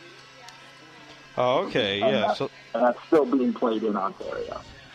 Oh, wow, absolutely, yeah. So I mean, this is obviously a tall task. I mean, to stay alive, but yeah, it just sounds like the way the season series has gone, and of course how well these teams match up against each other, and just regardless because of how the Knights have been and Coach Walker getting the boys ready, I would expect and hope, we see a victory tonight, and then obviously a huge Game 3 coming up, tomorrow. And now, Stephen, of course, where could all the fans that are here in Phoenix or anywhere here in Arizona or anywhere else really that can't make it out to Ontario for the game, where could they watch the broadcast online?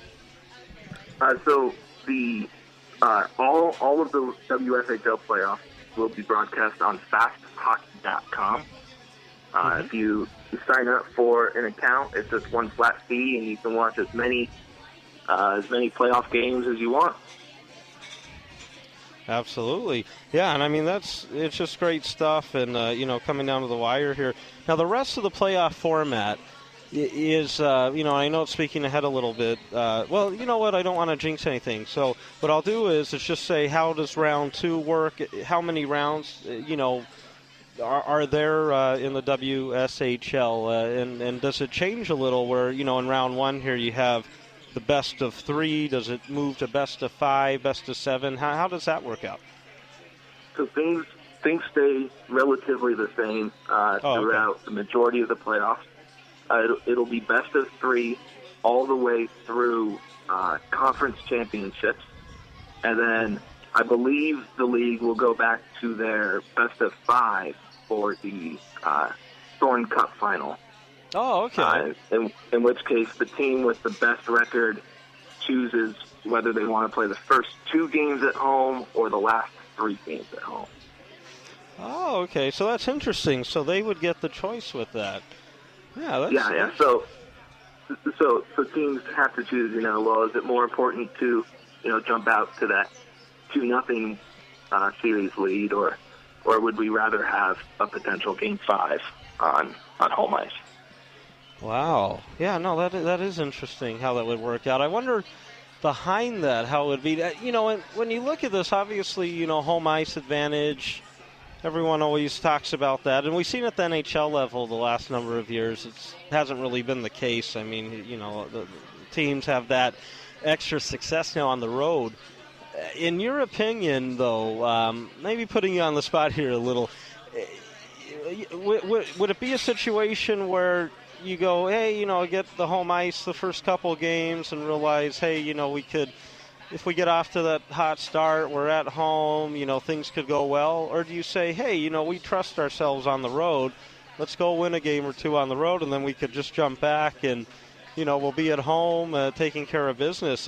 If you were Coach Walker or GM Walker involved in that, what would your decision be? Well, that's a really tough one. We see a lot where teams have home ice advantage depending on the amount of travel that their opponent has to do to get to that destination. Mm-hmm. So, I mean, if you're talking about a long, 16-hour bus ride, I would say that you want to try and jump out to a lead early in the series, and then you don't have that 16-hour bus ride before potential Game 4 and 5 on the road. Yeah. So So it would definitely just all depend on travel and opponent, and if and maybe if you're able to swing a potential flight to get to that city instead of a bus.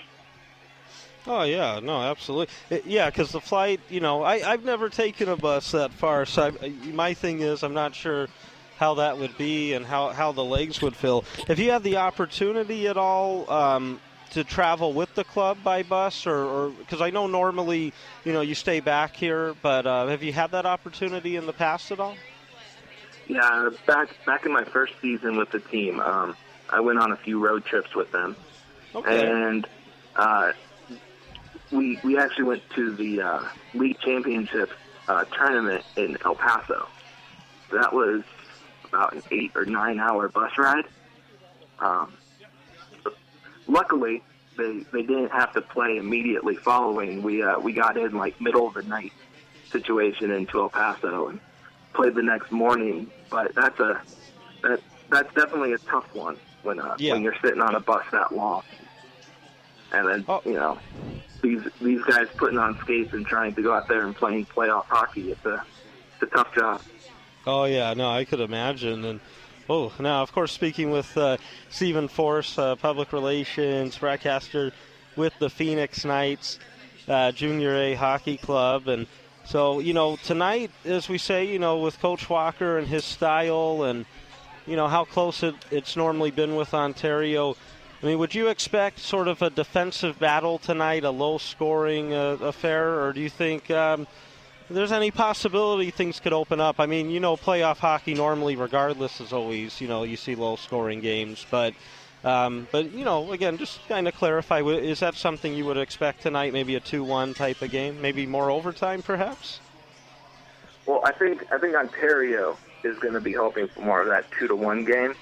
Oh, okay. But if things swing in the direction of a high scoring affair, I think the Knights have to like where things are headed. I mean, they've gotten production in game one from a few of their top scorers. Dominic Steinek had 2 assists. Zemlicka had a big power play goal to start off that rally in the third period. So I mean, those guys are already chipping in offensively. So if there's a lot of goals, I think the Knights will come out on top. Oh, yeah, no, absolutely. And Stephen, once again, so tonight's game, Arizona time, you said 9:15, and fans could check it out at fasthockey.com.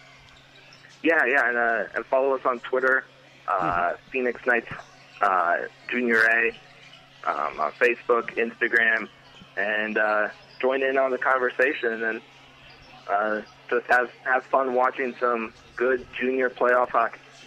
Oh, absolutely, and it is a lot of fun. I mean, the games I made it out to this season, and hopefully everything goes well here tonight and then tomorrow, and keep the season going, a chance to win the championship, and get a chance hopefully go to another game at least this season. But it's just a lot of fun, and it's good hockey, and everyone works extremely hard, and lots of talent as well. So good stuff.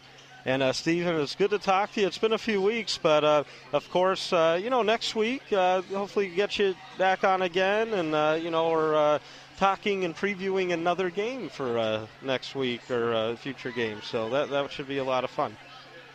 Yeah, I mean, I'm hoping that we're talking about a series win and another potential series win next Saturday. Thanks for having me on, you guys. Absolutely. Thank you so much, Stephen. And, of course, that's Stephen Force, public relations and broadcaster with the Phoenix Knights Junior A Hockey Club. Tonight in Ontario, California, Game 2 of their series against the Ontario Avalanche. It's a must-win. If they don't come out on top tonight, the season's over. If they do come out, of course, we'll see Game 3 tomorrow. But for tonight's game, 9:15 Arizona time, fasthockey.com. You can see all the coverage. So it should be a lot of fun there. And we'll take a quick break right now. When we come back, we have our friend Jimmy Marshall here. And we also have Dominique and Molly, Arizona Sidewinders. They'll jump on and talk about the Sidewinders and the Rattlers and So, we should have some fun with it. This is Real Hockey Talk, sort of turning into Arizona Rattler Talk right here on NBC Sports Radio, AM 1060.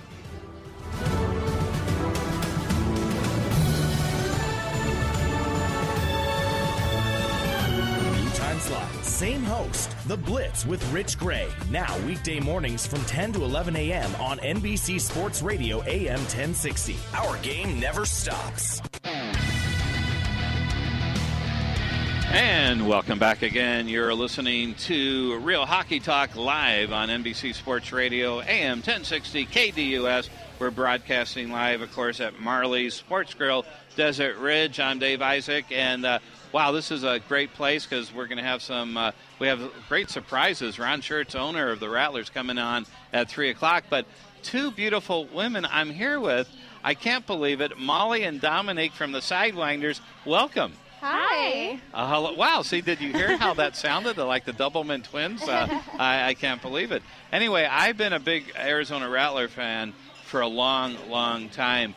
And I go to probably almost every game. I went to the championship game 2 years ago in Cleveland. I was at Stockton for the conference championship. So I travel here and there. We always have Coach Kevin Guy on our radio show. But I love the Sidewinders. Talk a little bit about the Sidewinders, what it is, so the listeners that don't know, and how do you get into the Sidewinders? Well, we are the dance team for the Arizona Rattlers. And it's a process where we have to go through an audition that lasts about 2 weeks long. And we actually had our auditions it was like back in August, or in January. Perfect. January of this year, yeah. So we're still a very fresh team, and we are excited. We've been working very hard the last couple months, and we have about another month to go until our home opener. Yeah, and the home opener is actually April 16th coming up. Yes. And they're away, actually, the first two games. Do you, the Sidewinders have a rich tradition of great competition, great dancing. They do very well. Correct, yes. I mean, just with the whole AFL organization, there's a lot of amazing dance teams, so it's something that we love to be a part of. Yeah, there's no doubt. Dominique, how long is this your first year? Or? Yes, this will be my first year as a rookie on the Rattlers. And did you know about the Sidewinders prior to starting? Yes, I did. Actually, a few of my family members were on the team back in 2003. So oh, really? Always watched the Sidewinders and the Phoenix Suns dancers growing up. That is so cool. You have a history of this. Mm-hmm. So tell us, the Sidewinders, what's the practice regiment like? I mean, I'm sure you practice a lot, but once you go through that process, Dominique, you first. Okay, so usually we have our normal practices on Tuesdays and Thursdays, which consists of a workout, learning new sidelines, learning new routines, and running it as if it were game day for practices right before game day. So it's mostly just getting our material in our heads and memorizing everything and getting ready for our games. Wow, and Molly, is it hard to memorize these dance routines? Does it take a while to get it ingrained and like muscle memory? At this point, I think my body has just gotten so used to having to learn so much. I mean, it was something that definitely was a little bit more challenging at first, but after a while, it's just something that comes in the dance world. You got to be able to pick it up and memorize it and perform it in front of thousands of people.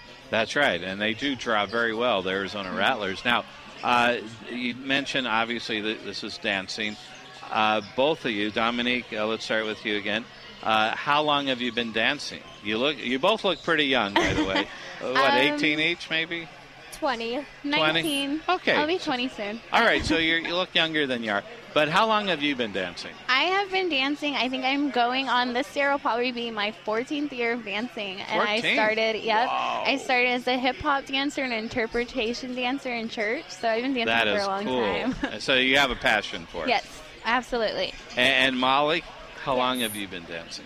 Actually, dance is something that's kind of new to me. I started off as more of a gymnast and cheerleader. Oh, wow. Yeah, and that was intense. I did that all throughout like middle school, high school, and I actually started off with 2 left feet in high school. So it was something that dance I definitely had to work a little bit harder on. But gymnastics, that probably helps you yes, in it dance helps routines. A lot. It does. I have like the rhythm, but just some of the steps, it was something that took a lot more practice.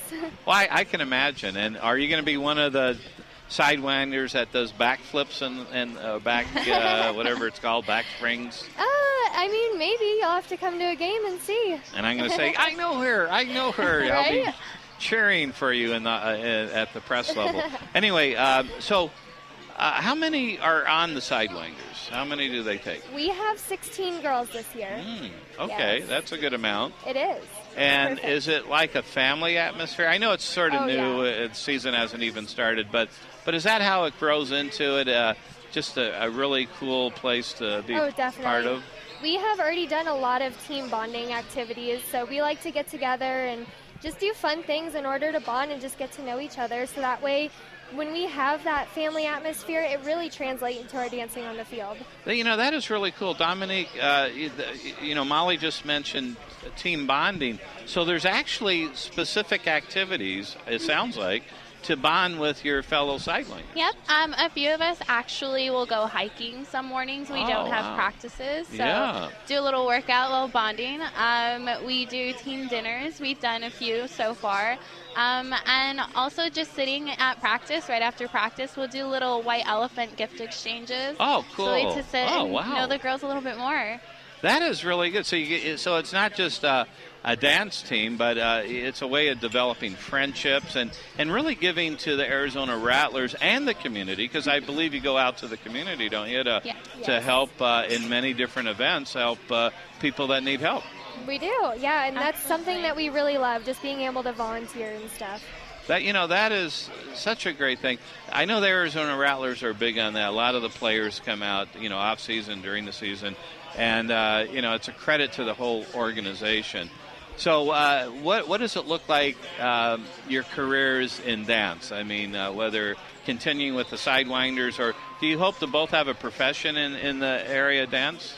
It's actually funny. We both hope to be Dallas Cowboys cheerleaders soon. Oh, wow, really? Yes. Are you trying out for the Dallas Cowboys? Maybe in a couple years, yeah. Oh, well, they are well known. I mean, they're number one. Of course, we're in Arizona. We hope the Cardinals are not listening at this point. I'm kidding.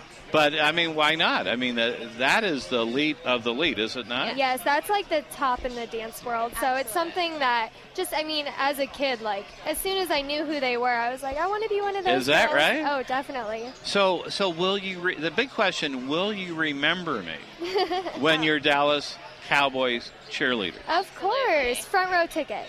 Oh, really? Okay, you heard it here. This is live right on NBC Sports.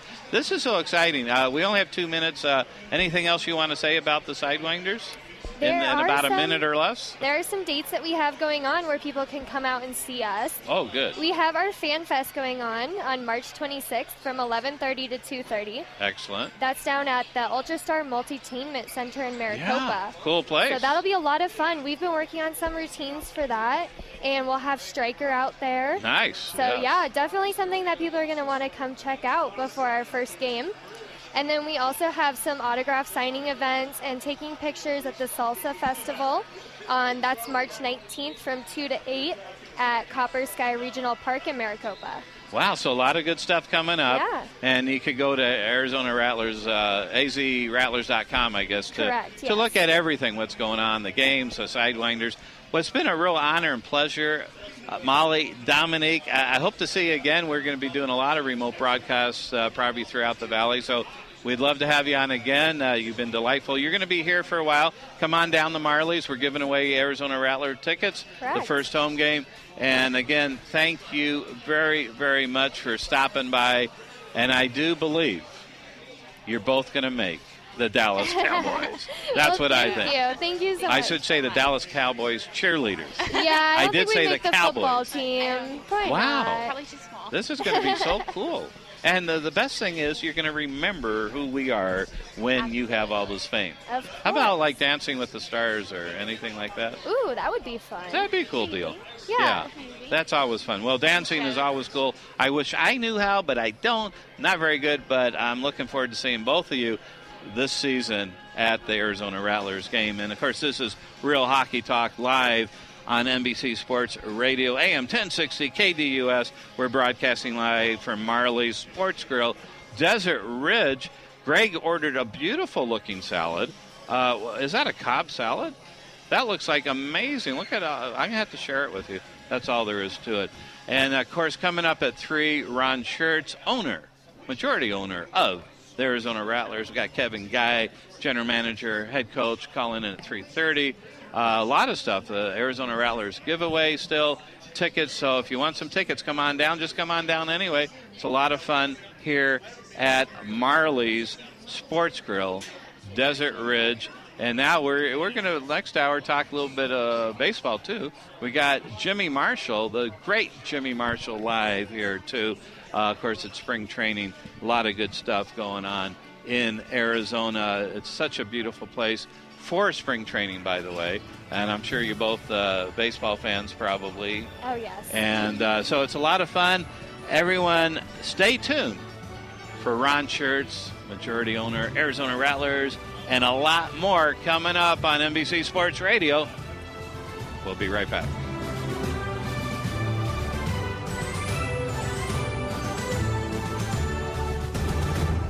NBC Sports Radio AM 1060 is KDUS Tempe Phoenix and KUPD HD2 Tempe Phoenix.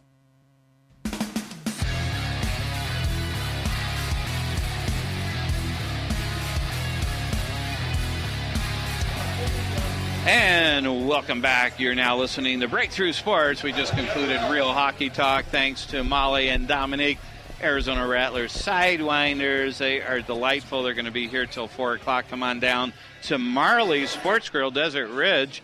And, of course, we're having a bunch of fun here. We're expecting Ron Schertz, the owner of the Arizona Rattlers, coming in. We're going to have head coach, general manager Kevin Guy calling in at 3:30 to partake in what's happening with the training camp with the Arizona Rattlers. So we're having a lot of fun right now, no question about it. And there's my friend Ron Schertz. I see him coming into the building. He's shaking hands like a football game, with the Sidewinders. Jimmy, are you on? Yes, I'm on. Are you? All right, I think you're on, yes. Yeah. All right, Jimmy, it's so nice to see you again. Yeah, it's good to be here in a great place, Marley's. You know, they got everybody. They got some college basketball going on right now, so they're doing a lot of specials going on here. As they got all the games on. They got spring training baseball going on. We actually have down in Florida. They got games on, and they have Cactus League games on. So it's really going here. Which is really cool. This is a nice place. I've been here many times, and we're going to have to catch Ron and get him on the air, talk about some Rattlers. Why not, right? So Greg's taking some pictures. He's, I think, in love at this point, but I don't know. So how you doing, Jimmy? I'm doing good. It's going to be good for sports, hanging out here and seeing you and Greg and Breakthrough Sports, Real Hockey Talk. Yeah. 2 hours of hockey. As you know, NBC Sports Radio AM 1060. We talk more hockey than anybody. You know, the show that I work for, we do hockey, and so then hockey is growing in the valley. Just a little bit on hockey. How about number 1 draft pick could be from where? Born in Scottsdale, Arizona. Absolutely. Isn't that amazing? So hockey will work in the valley. It's just going to be great. So I think so too. Rattlers it's going to be a positive season. I know there's been we'll talk to Ron maybe a little bit about the Rattlers and obviously arena football in general, just down to 8 teams, but looks positive. They got a team going in Washington, which is going to really help out, so we'll see how it goes. Yeah, I think so. And why don't we get Ron? Yeah, we'll have Ron come on over. And let's get Ron on the show. And here he comes, of course, phenomenal organization. Hey, Ron.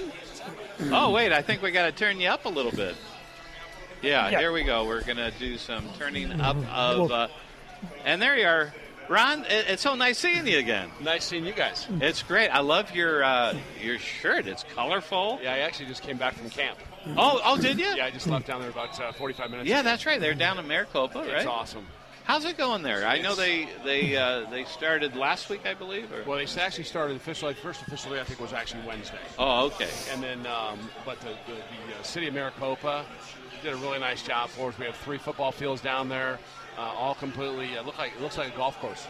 Oh, wow. Yeah, really nice job for us down there. And then, of course, the Ocgen community has done a nice job for us. We're staying at their facility.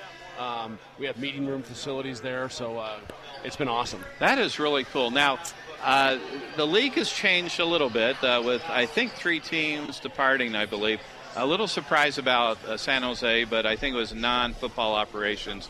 Not sure what that's about. But tell us about a little bit of a smaller league. Any impact on the Rattlers or the league itself? How does it look overall? Well, I mean, there's really no impact on the Rattlers at all. Yeah. Honestly. And seriously, we got to get some new ownership, in the league, and I think that was part of it. Okay. And, new commissioner, Scott Patera, came in, year before last. This is the second year this year.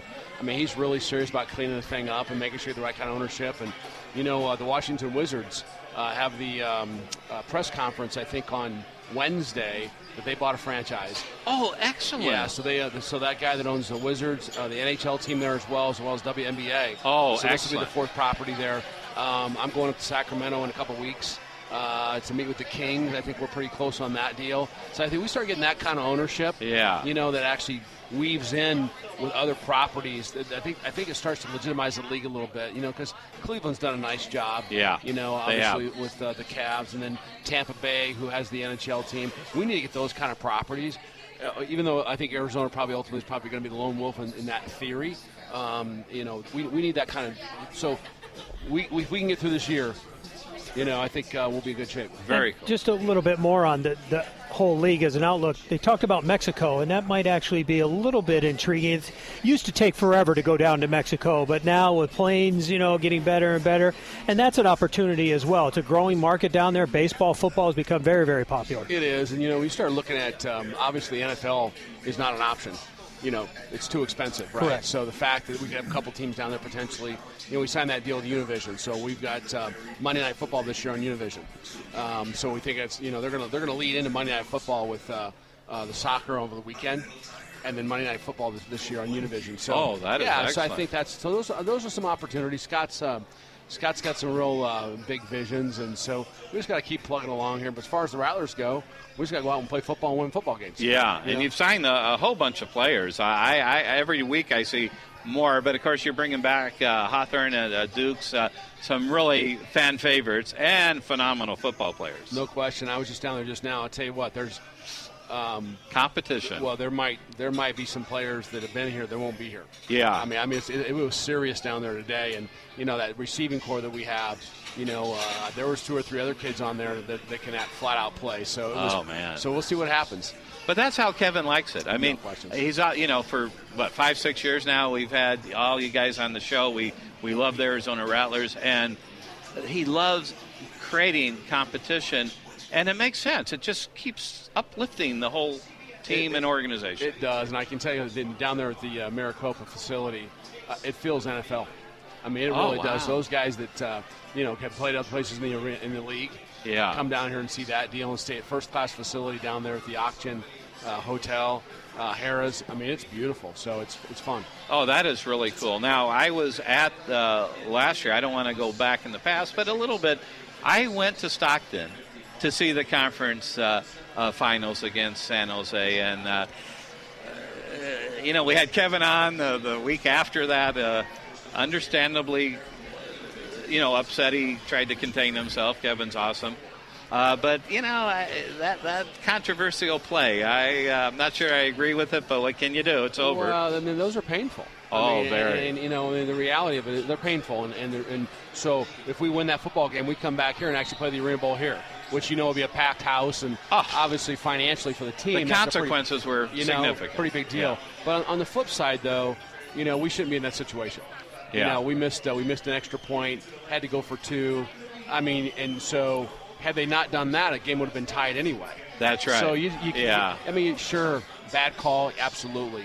But you can't be in those situations. Yeah, no, and that makes a lot of sense. And but it sounds like all great organizations, things happen, but great organizations, they'll keep plugging along at even a higher level.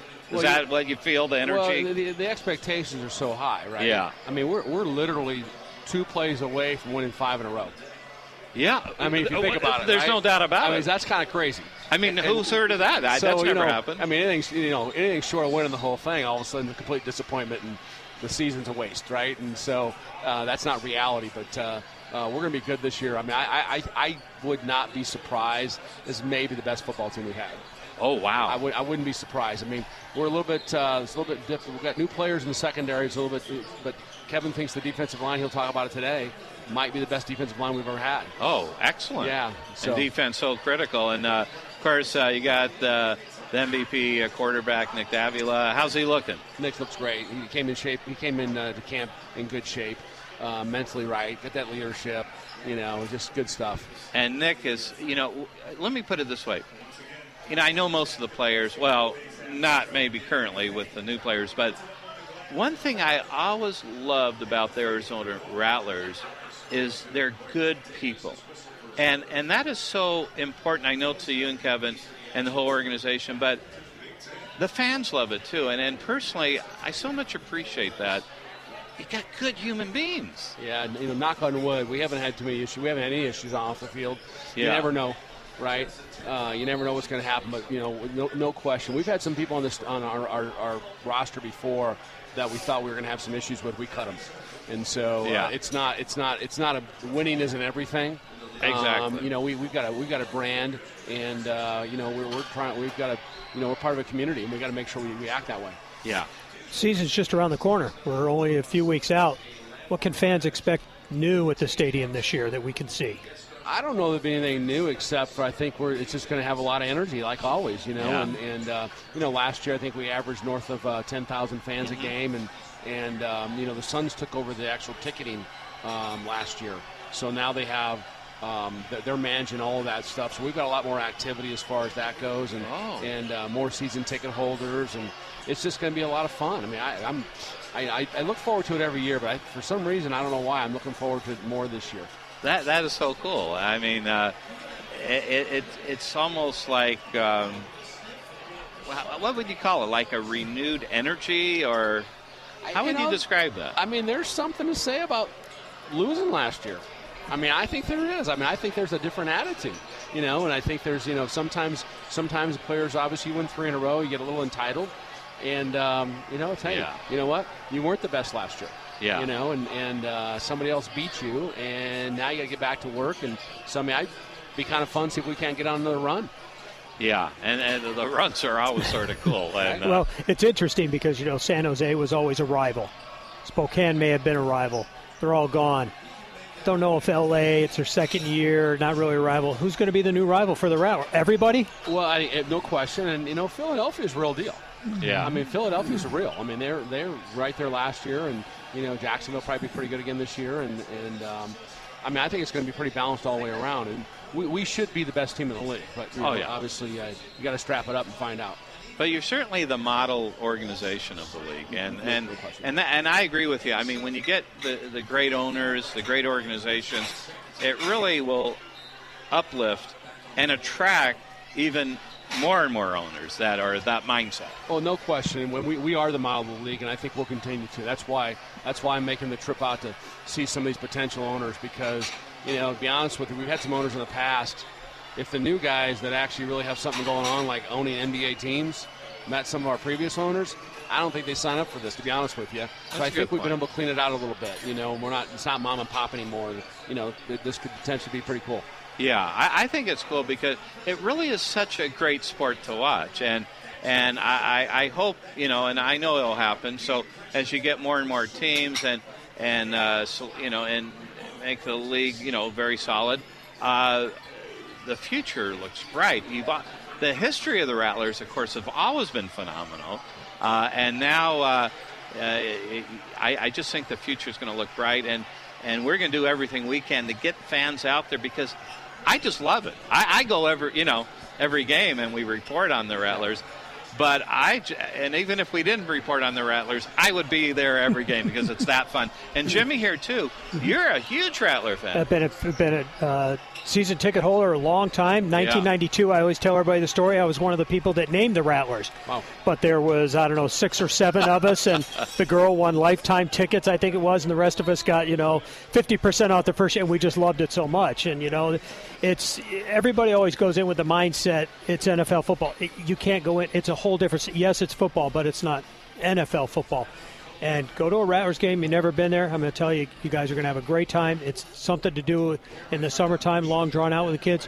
It's always been fan entertaining. The players are readily available. The cheerleaders are readily available. Mascots are readily available. Yeah. It's just a great time, and I just think it's great leading right into the NFL. We call it less field, more football. That's it. That's right. it. That's what it is. I mean, that's exactly what it is. Now, who coined that term? I love that. I did. You did? Yeah. Well, that's a good marketing thing, but it's true though. Yeah, no problem. And there's no doubt about it. And I've always said this too on most shows that it's so fan friendly. I mean, after the game, the little kids, the adults, anyone goes onto the field. Where do you see that? I've never seen it before. Yeah, I love that stuff. Yeah, you don't, and that's obviously part special to the product. Yeah, right, is that we're able to do that and touch some people and make it real and it's legitimately professional. I mean, they're professional athletes. And, no question. And so trying to change that a little bit. So we're excited about the direction of the league. And I've been pretty successful in business. And there's been a lot of times I had to take a step back before I could take 2 forward. Yeah. And so we absolutely. We intentionally had to move some teams out. Yeah, which is okay. It's okay. I mean, it's okay to do. And I agree with that philosophy, that concept. In the past, when we've talked to you, of course, you allow the management you have to pretty much run the team. It sounds like this year, from what you're describing, you're still doing that, but maybe with from a league perspective, you're an ambassador of sorts? Well, I think to a certain degree. I mean, I was the one that actually hired Scott Butero, the new commissioner. Oh, okay. So I was actually charged with that task to find somebody. Oh. And kind of muscled it through on my decision to find the right guy, and then we got rid of Jerry. Yeah. And so it probably potentially ultimately probably saves the league because the way it was going before wasn't going the right direction, and so this year ESPN, CBS Sports, and Univision. That's cool. Got TV deals with those deals, and not a lot of revenue, but the exposure is important. Right. Very, very, very important. There's no question about it. And maybe that's part of the renewed hope, that you're this step back to blossom out and, from not only the Arizona Rattler perspective, league-wide perspective. So that's good business, and it's creative, too. And you want the best for the league, obviously, as well as Arizona Rattlers. No question. I coined a phrase called control what you can, manage what you can't. Yeah. And, we can control to a certain degree what happens here, right? I can't control what's happening in the league, but we got to manage around those issues. And right now, from a fan perspective, they know they're going to come here and have a lot of fun. They're going to see a great product. And, I don't care who comes in here and where they're from and what the team's name is and whether they're a rival or not a rival. They're going to come down here and have fun. Yeah. And we're going to go out and play football and pack the house. And it's good family fun. And that you got to love that because I think that's what is needed, and I think I know the kids love it, and they got heroes, they got role models, and the Rattlers, not only a role model organization, you got role models in the organization. We do, for sure. And that's really important. So, Ron, it's really a pleasure that you stopped by. It's so nice seeing you. I haven't seen you since last season, I think. Last season, so. And it's really... It's so nice. I think Coach is calling in at 3:30, so I'm excited. I'm ready to go. I almost got my football gear on, ready to go, starting to see the Rattlers play. And, of course, the first home game, I believe, is April 16th. Correct. You got 2 away games, and then so everyone mark that on your calendar, April 16th, to see the Tampa Bay Storm. Always a good game at 6 p.m. You got to love it. April 16th is the opener. And I'm with Coach Arians tonight. And so I think I might, if he's in town, convince him to flip the coin the first night. Oh, so wow. I'll find out in about 5 or 6 hours when I see him. and if he's around. So anyway. Oh, that'd be cool. Yeah, no, we're going to have a little bit more activity around things like that this year. And, yeah. And some, I mean, obviously, I played in the Phoenix Open Pro-Am. Oh, you did? As we sponsor, called the Nexus Pro-Am. I played with Coach Arians. Oh. And I know him relatively well, but what fun it was. And he's just this huge icon now, right? And so anyway, we're going to have some activity like that, and we'll probably have a lot more sports celebrities coming by this year. I think that's cool. Yeah, and he's done such a great job for the Arizona Cardinals. I mean, he's a superstar. Still going to do something for the military as well. Is that going to continue as well? No question. All the things we've done in the past around things like that. And last year we did a big thing for foster kids, foster children. Where we actually packed the upper deck. With them. And, I think we had 5,000 kids come last year to that one game. And, things like that are important for us. And very, very important. Giving back to the community is nothing like it. That's why most business people say that's what it's all about. Yeah. And there's no question. Ron Schertz, thank you, owner of the Arizona Rattlers. It's so great pleasure. We'd love to have you on again. We're going to be doing remotes everywhere. And, stop by. How did you hear that we're talking Rattler Talk today? Well, I'm partners with Dan. That's what I heard, yeah. In this particular one, so I just happened to text Russell and say I was heading up this way, and he said you guys were here. I said, well, here we go. Absolutely. I am so glad you're here. Thanks for the support, guys. Oh, you're more than welcome, and we'll talk to you soon, Ron Schertz. And why don't we take a quick break right now? Kevin Guy, GM and head coach, will be calling in at 3:30, about 9 minutes from now. We're going to talk some more Rattler Talk. And then we'll talk some baseball as well. And, of course, this is Breakthrough Sports live on NBC Sports Radio, AM 1060, KDUS. We're live here at Marley's Sports Grill in Desert Ridge. Come on down. We got some Sidewinders. Ron, are you going to be here just for a little while longer? Hanging out, sure. We're giving 3 pairs of tickets to the Arizona Rattlers. Nice. So come on down. Come on. Let's have some fun. And we'll be right back. For all your Coyotes news and analysis, tune in to AZ Sports Talk with Rock and Minuch weekdays from 3 to 6 p.m. on NBC Sports Radio, AM 1060. And welcome back again. You're listening to Breakthrough Sports live on NBC Sports Radio, AM 1060, KDUS. We're live at Marley's Sports Grill, Desert Ridge. I'm honored to be here with, of course, none other than Jimmy Marshall. We've known you forever.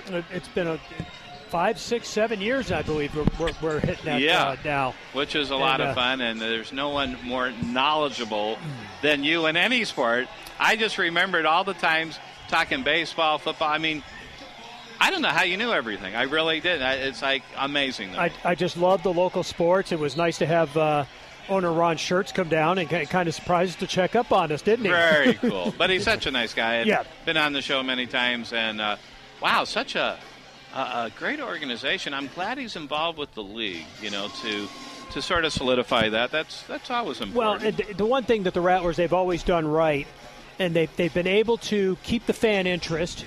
They've been able to they've had a few down years where they had it, but then, Ron Schertz came in and he turned it around a little bit. But they've always been consistent, and that's what everybody likes. And that's what the arena football needs. It needs consistent teams, like he said. Philadelphia and Jacksonville and Orlando. New Orleans, it was just a bad deal. Las Vegas, it was just a bad deal. San Jose, we're not sure of the story. Yeah. I guess it came down to the stadium issue. He's talking maybe about Sacramento. Very interested, very intriguing going to Washington, having the Washington Wizards owner and the Washington Capitals. You can't, and that's what you need. I think and so. Stadium venue, it comes down. I know we're talking, he's talking about the Snake Pit and that it's older, but it's still a great place to watch arena football. And you're right there. It is one of the stadiums where you are right there and you interaction, and that's what the fans want. They really do, and they love teams that have excellence as their motto, but not only their motto, but they live it. I mean, they demonstrate excellence. Well, and Ron did say, he says, they've had a few players that caused some issues outside of football. They were gone, and that's what fans want to be able to hook up with their favorite player and not have any of the bad stuff. They want all the good, and that's what people want. That's what we want to see in sport. A lot of it is changing, but for the arena football, in order for them to keep up with the change, adapt to some of the changes, I think it's just going to be, like he's talking about, Univision. That's going to be a huge market. That is. People have to understand the Latino community is very popular when it comes to football. baseball. They're getting more and more involved in hockey. If you see, we just mentioned, hockey. Right. That's right. Desert Youth Development. It's become very, very popular. And it's a great idea for arena football. And my son, Mason, does the Desert Youth Development sometimes. Oh, cool. Yeah. He last year, and then we haven't been out yet, but sometimes in the summer they'll go to Gila River Arena. So, it's a good organization. Right, and the Rattlers, it's perfect. This is a perfect example. Hockey will work if you have the right leadership.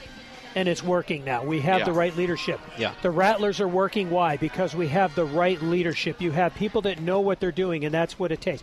Fans don't want to hear about, there's going to be a strike, or this guy's not going to play, or the team may not be here. They want to go to the game, get plenty of action for what they're spending their money on, and that's what the Rattlers offer. They really do, and we hope everyone gets out there. Home opener April 16th, 6 p.m., Tampa Bay Storm. Yeah, that's going to be a lot of fun, no question about it. There's so much fun overall, too. I mean, we'll talk a little bit more after Kevin Guy calls in on the D-backs, perhaps, and, spring training. A lot of good stuff there, too. Yeah, it's going to be, we'll get into what he's ready, probably just coming off of the camp, right? Yeah. When he calls in, so we'll see what's going on there. Yeah, no doubt. And we're going to take a quick break right now. When we come back, we're going to have Coach and General Manager Kevin Guy calling in. We're live on NBC Sports Radio, AM 1060 KDUS. We're broadcasting live here at Marley Sports Grill, Desert Ridge. Come on down. We're giving away tickets to the Arizona Rattlers. We got Sidewinders here. Got owner Ron Schertz here, and that is cool. And we'll be right back.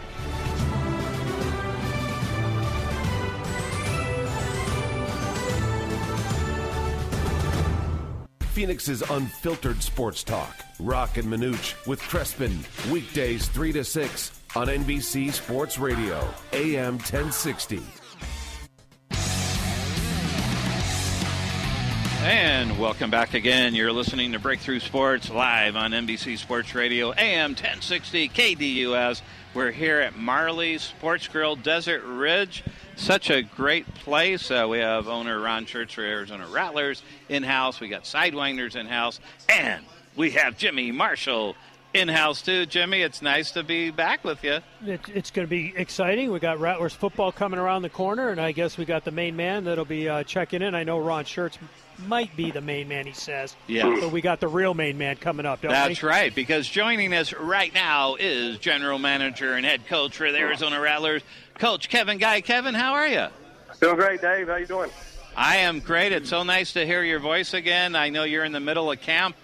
Tell us what's going on with training camp.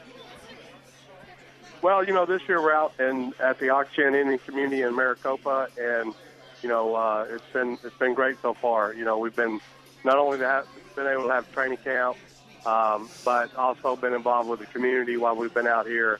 Several of our players have been out to the library to read to the kids, and also having kids camps out here, and et cetera, et cetera. So it's been a great experience, not only for the fans that live out here in Maricopa and the community of the Oxygen Indian community, but it's been a great experience for the players and coaches as well. Well, you know what? It's like a reunion here at Marley's Desert Ridge, because we have Sidewinders here. We're giving away tickets to the opening night. We have you on, Kevin Guy. And guess what? We have a special guest, Ron Schertz, in-house. Say hi to Kevin. Hey, buddy. Hey, you got Thirsty on the phone. I just left him an hour ago. This is so cool. Ron was on the show, and he's on again. And we're happy to support you guys. You guys have the best product in Arizona, I believe. And so tell us a little bit more. I've been seeing every week you've been signing more and more players.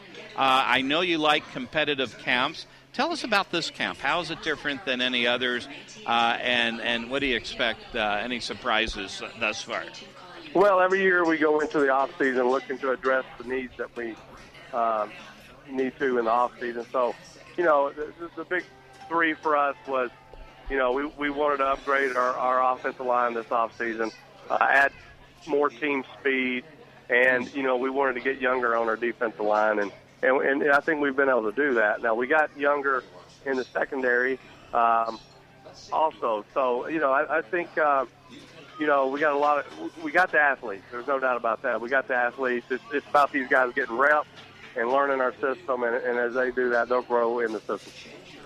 I'm thinking that all the other teams are probably waiting for camp to end so they can pick off the ones you don't select for the Rattlers, because you got some really, Ron, you said they got some really good players out there. I'll tell you what, I was down there this morning, and Kevin may agree with this, but I think, maybe after you win 3 in a row, it's players, you kind of get a little entitlement. I can tell you today when I went down there, that's not the case. And there's going to be, Kevin's the guy, and he makes all those calls, but there's definitely going to be some players there that probably have been around that won't be around. Because I'll tell you what, the new guys that Kevin brought in, he did exactly what he said he wanted to do, and that was upgrade and get younger and get faster. And it was pretty damn impressive this morning. Well, so Kevin, was this a busier off-season recruiting for you than it has been in the past? Recruiting's recruiting. I mean, it was, but as the league, we went down to 8 teams, so I think every team is going to be a lot deeper. There's more players on the street, and so I think that from a competitive standpoint, there's going to be a lot of teams with a lot of depth, and certainly, you're sitting beside the guy that's responsible for our organization, and Ron gives us everything we need to be successful. And a lot of players want to come here and play. I mean, it's a great organization from top to bottom, and I think we're starting a new trend here. I mean, this has never been done before in arena football, having training camp off-site like we're having it, and it's just outstanding. The facilities out here at the Oxford Indian community are outstanding. We have our meetings here, but they also have a multi-entertainment center here that the players get to go in, when they're off time, and get to go bowling. They play their video games and laser tag, all that stuff. So, I mean, they're having some fun outside of football as well. Wow. Yeah, and, not to give Kevin any more kudos than he already deserves and has, but it was actually Kevin's idea.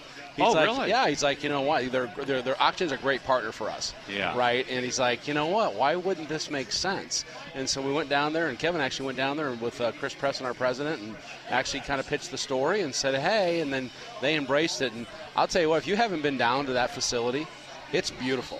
I mean, it is absolutely beautiful. And it's a long ways down there, so you want to go down there and spend the night. But I'll tell you what, the movie theaters, the facilities, and so it's really cool for the players. I mean, they're down there for 17 days. Oh, wow. And they're living there. And like Kevin said, laser tag and, movie theater and games, and it's a cool thing. So anyway, Kevin did a nice job, and Chris did a nice job. And I'll tell you what, as I said earlier, Maricopa, the football field looks like a damn golf course. Oh, that is awesome. Yeah. And don't forget about the casino out here. I mean, it's I've only donated so far. So. Coach, and that really means a lot to the players today, is having great facilities now. I mean, we've known the game has been changing. Compare it back to when you were playing in college or when you were first coming out. The facilities, the weight rooms, it's just changed drastically for all sports. Oh, there's no question. I mean, and we've really bought into sports science. Now, I'm a big believer that the word new does not mean better, okay? But at the same time, that if it makes sense, we'll buy into it. And Leland Rogers, our strength coach, has done an outstanding job with our guys, and one thing, I grew up in Alabama, and one thing I heard Bear Bryant say when I was a kid was, they asked him why he was successful for so long, and he said, I was able to change with the times, and that always stuck with me. And I think as everything's going to evolve, and you kind of got to grow in the sport. And obviously there's always something new that you can learn. That is so key, that concept, whether it's sports, which is a business, or just pure businesses. If you don't change with the times, you're moving backwards. And, Ron, you probably know that better than anyone. Well, just obviously in my real life, I guess you will, I tell my people that, when you actually think you actually understand it and you actually get it is the exact time you don't get it.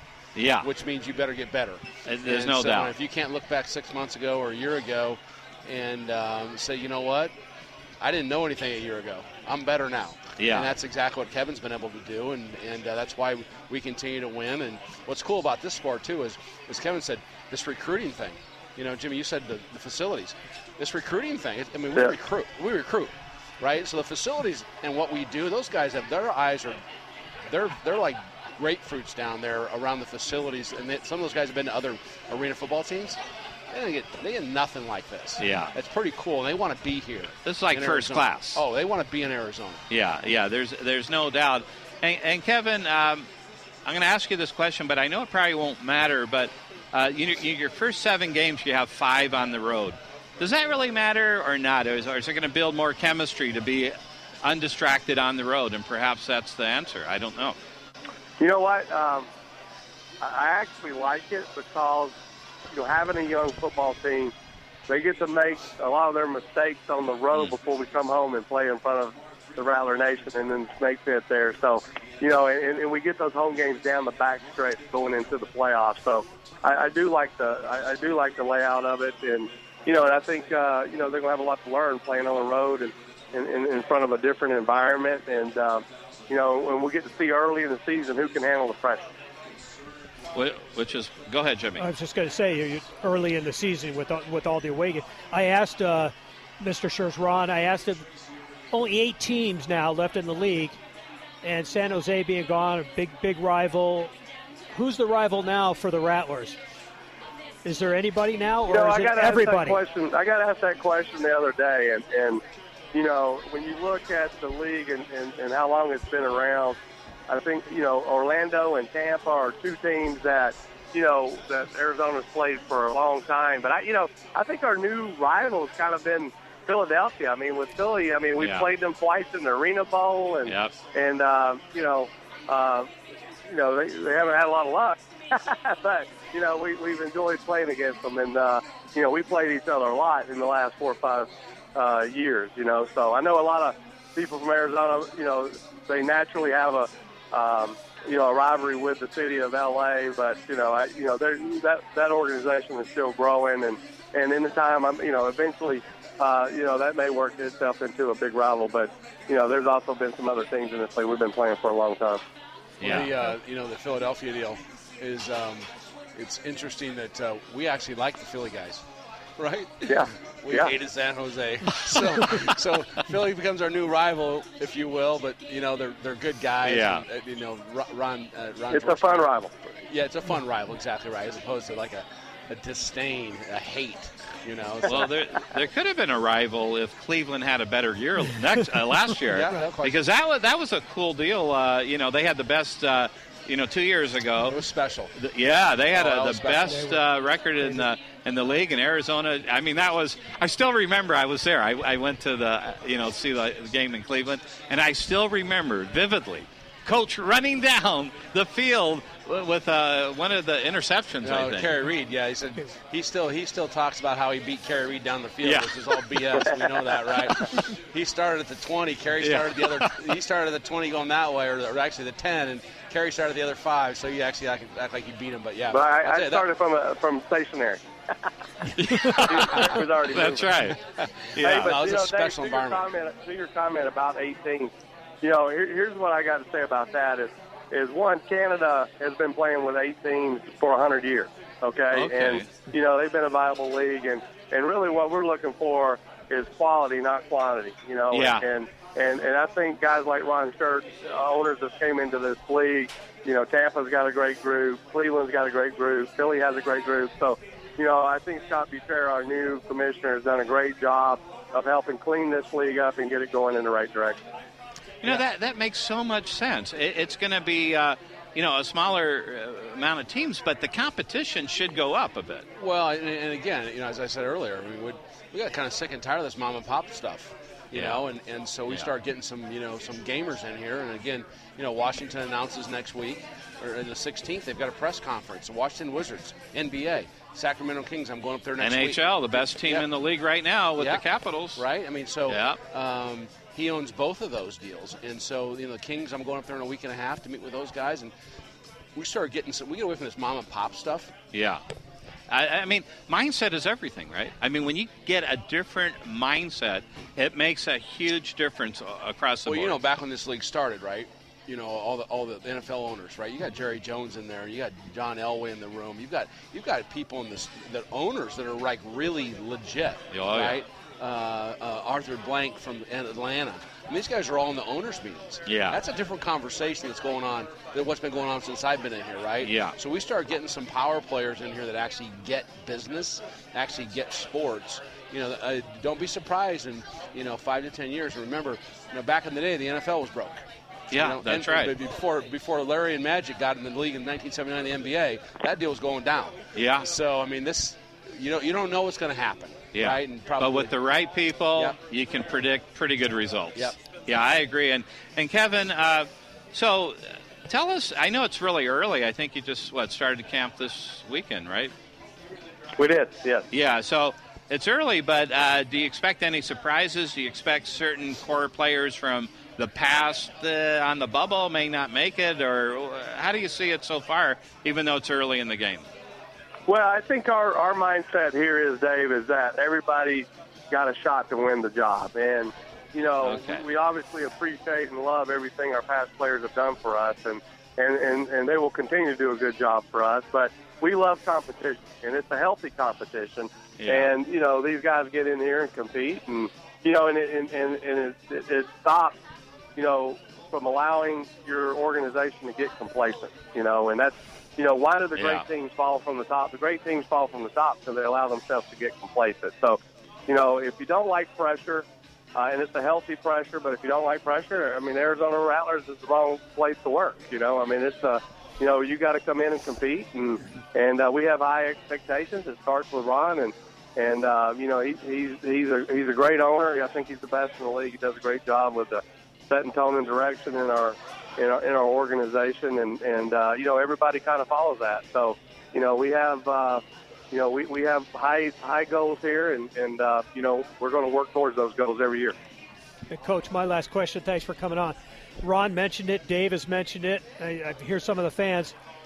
Everybody is so excited for the season to start, probably the most in the last couple years. And they say maybe because last year kind of fell off just at the end a little bit. Hate to bring up sour news, but there just seems to be a whole new revitalization this year for the whole team, and that's everybody from the owner down to the players to the fans. Everybody. It just seems a little more pep, I guess, would be for arena football and the Arizona Rattlers. Yeah, I mean, we got a bunch of winners. The guys that's been in our locker room, they know how to win. And, at the end of the year, it didn't finish the way we wanted it to. And, we lose to the team that wins the championship on the last play in the semifinal game. And, the last time we lost the playoff game, it was the last play in the championship game, in 2011, and then we won 3 straight. And so the last 2 times we've been beaten in the playoffs, we've been beat on the last play. And, so, we've been competitive, and we've had teams that we felt like was good enough to compete and play for those championships. But when you got guys that learn how to win together and then they don't win, I've seen a different mindset this offseason. A lot more guys, bought into the off-season workouts, and we're getting ourselves ready to go. So we're looking for an exciting season. I think it's going to be a great season for the Rattler Nation coming into the St. Pete there, watching us play at home. I mean, our home field advantage, what our fans have done for us over the last 3, 4 years, 5 years that we've been on this run. I mean, our home win streak, I think, our record, I think we've lost, 3 games, I think, in the last 3 or 4 years, so at home. So we got we're like 41, 42, and 3 in, the last 3 or 4 years. So, I mean, it's been a great place to go in and play, and the atmosphere is unbelievable. Well, it's going to be very exciting. Of course, the first home game, April 16th, Tampa Bay Storm, 6 o'clock p.m. Go to azrattlers.com, azrattlers.com. Get your tickets. Got a lot of different packages. And Coach, it's always nice talking with you. Obviously, we're going to have you on again. We've done this, 4 or 5 years now. It's always a pleasure. And go Rattlers. I know it's going to be a great season. You got it, guys. I appreciate you having us on. Absolutely. Thank you so much, General Manager and Coach Kevin Guy. You got a great organization, Ron. I mean, he's just a superstar. Yeah, but you are too. I mean, it starts from the top. The role models, just phenomenal. So Let's take another quick break, and we'll wrap up. We're here till 4. I think they're giving away tickets now to the Arizona Rattlers home opener. We got some sidewinders. Of course, Ron Schertz, owner of the Rattlers, is here. Come by and say hi. And this is Breakthrough Sports Live on NBC Sports Radio, AM 1060 KDUS. We'll be right back. Hey, race fans, Race Central Radio host Kurt Hansen every Monday night right here, NBC Sports Radio, 7 to 9 p.m., the premier home for motorsports. Brought to you by Tombstone Tactical, and as we like to say, we'll see you there. And welcome back again. You're listening to Breakthrough Sports Live on NBC Sports Radio, AM 1060 KDUS. We're live here at Marley's Sports Grill, Desert Ridge. Come on down. We're having a lot of fun. Sort of like a Arizona Rattlers reunion with the Sidewinders here. We got owner of the Arizona Rattlers, Ron Schertz, here. We just spoke to GM and head coach Kevin Guy, and our own Jimmy Marshall. You are the Rattler fan, though, way back.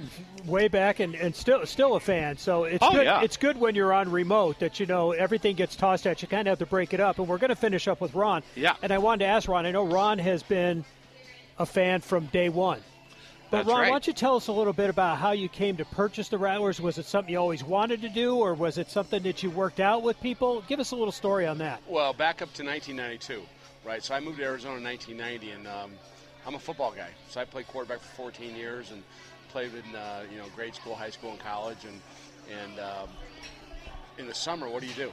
And I saw the Rattlers come to town, so I get season tickets, right?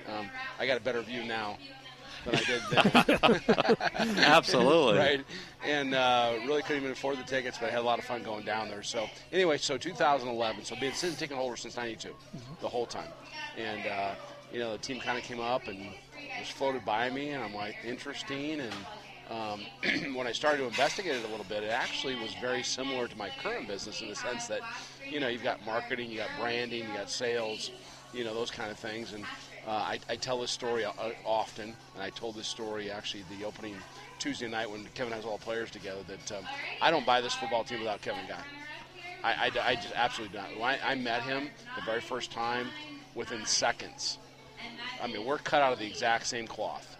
It's the same kind of intellect, same kind of mentality, the same kind of go get it done no matter what kind of deal. I do not buy this thing because, first of all, the football team was a train wreck off the field. I mean, it's from a marketing perspective, a branding perspective, all those things. And I couldn't try and manage. If the football on the football field wasn't taken care of, I couldn't fix both. But I knew Kevin had the football field part, football part right, and I could fix off the field. And so that's what we've done. We've been able to create this brand. And kind of rambling here for a second, Jimmy, but the very first meeting I had with the staff in May of 2011, and I brought all the staff together, probably about 30 or 40 people, and I said, effective today, you will no longer be ashamed to say you work for the Arizona Rattlers. Wow. And I said, and some of you won't be here next week.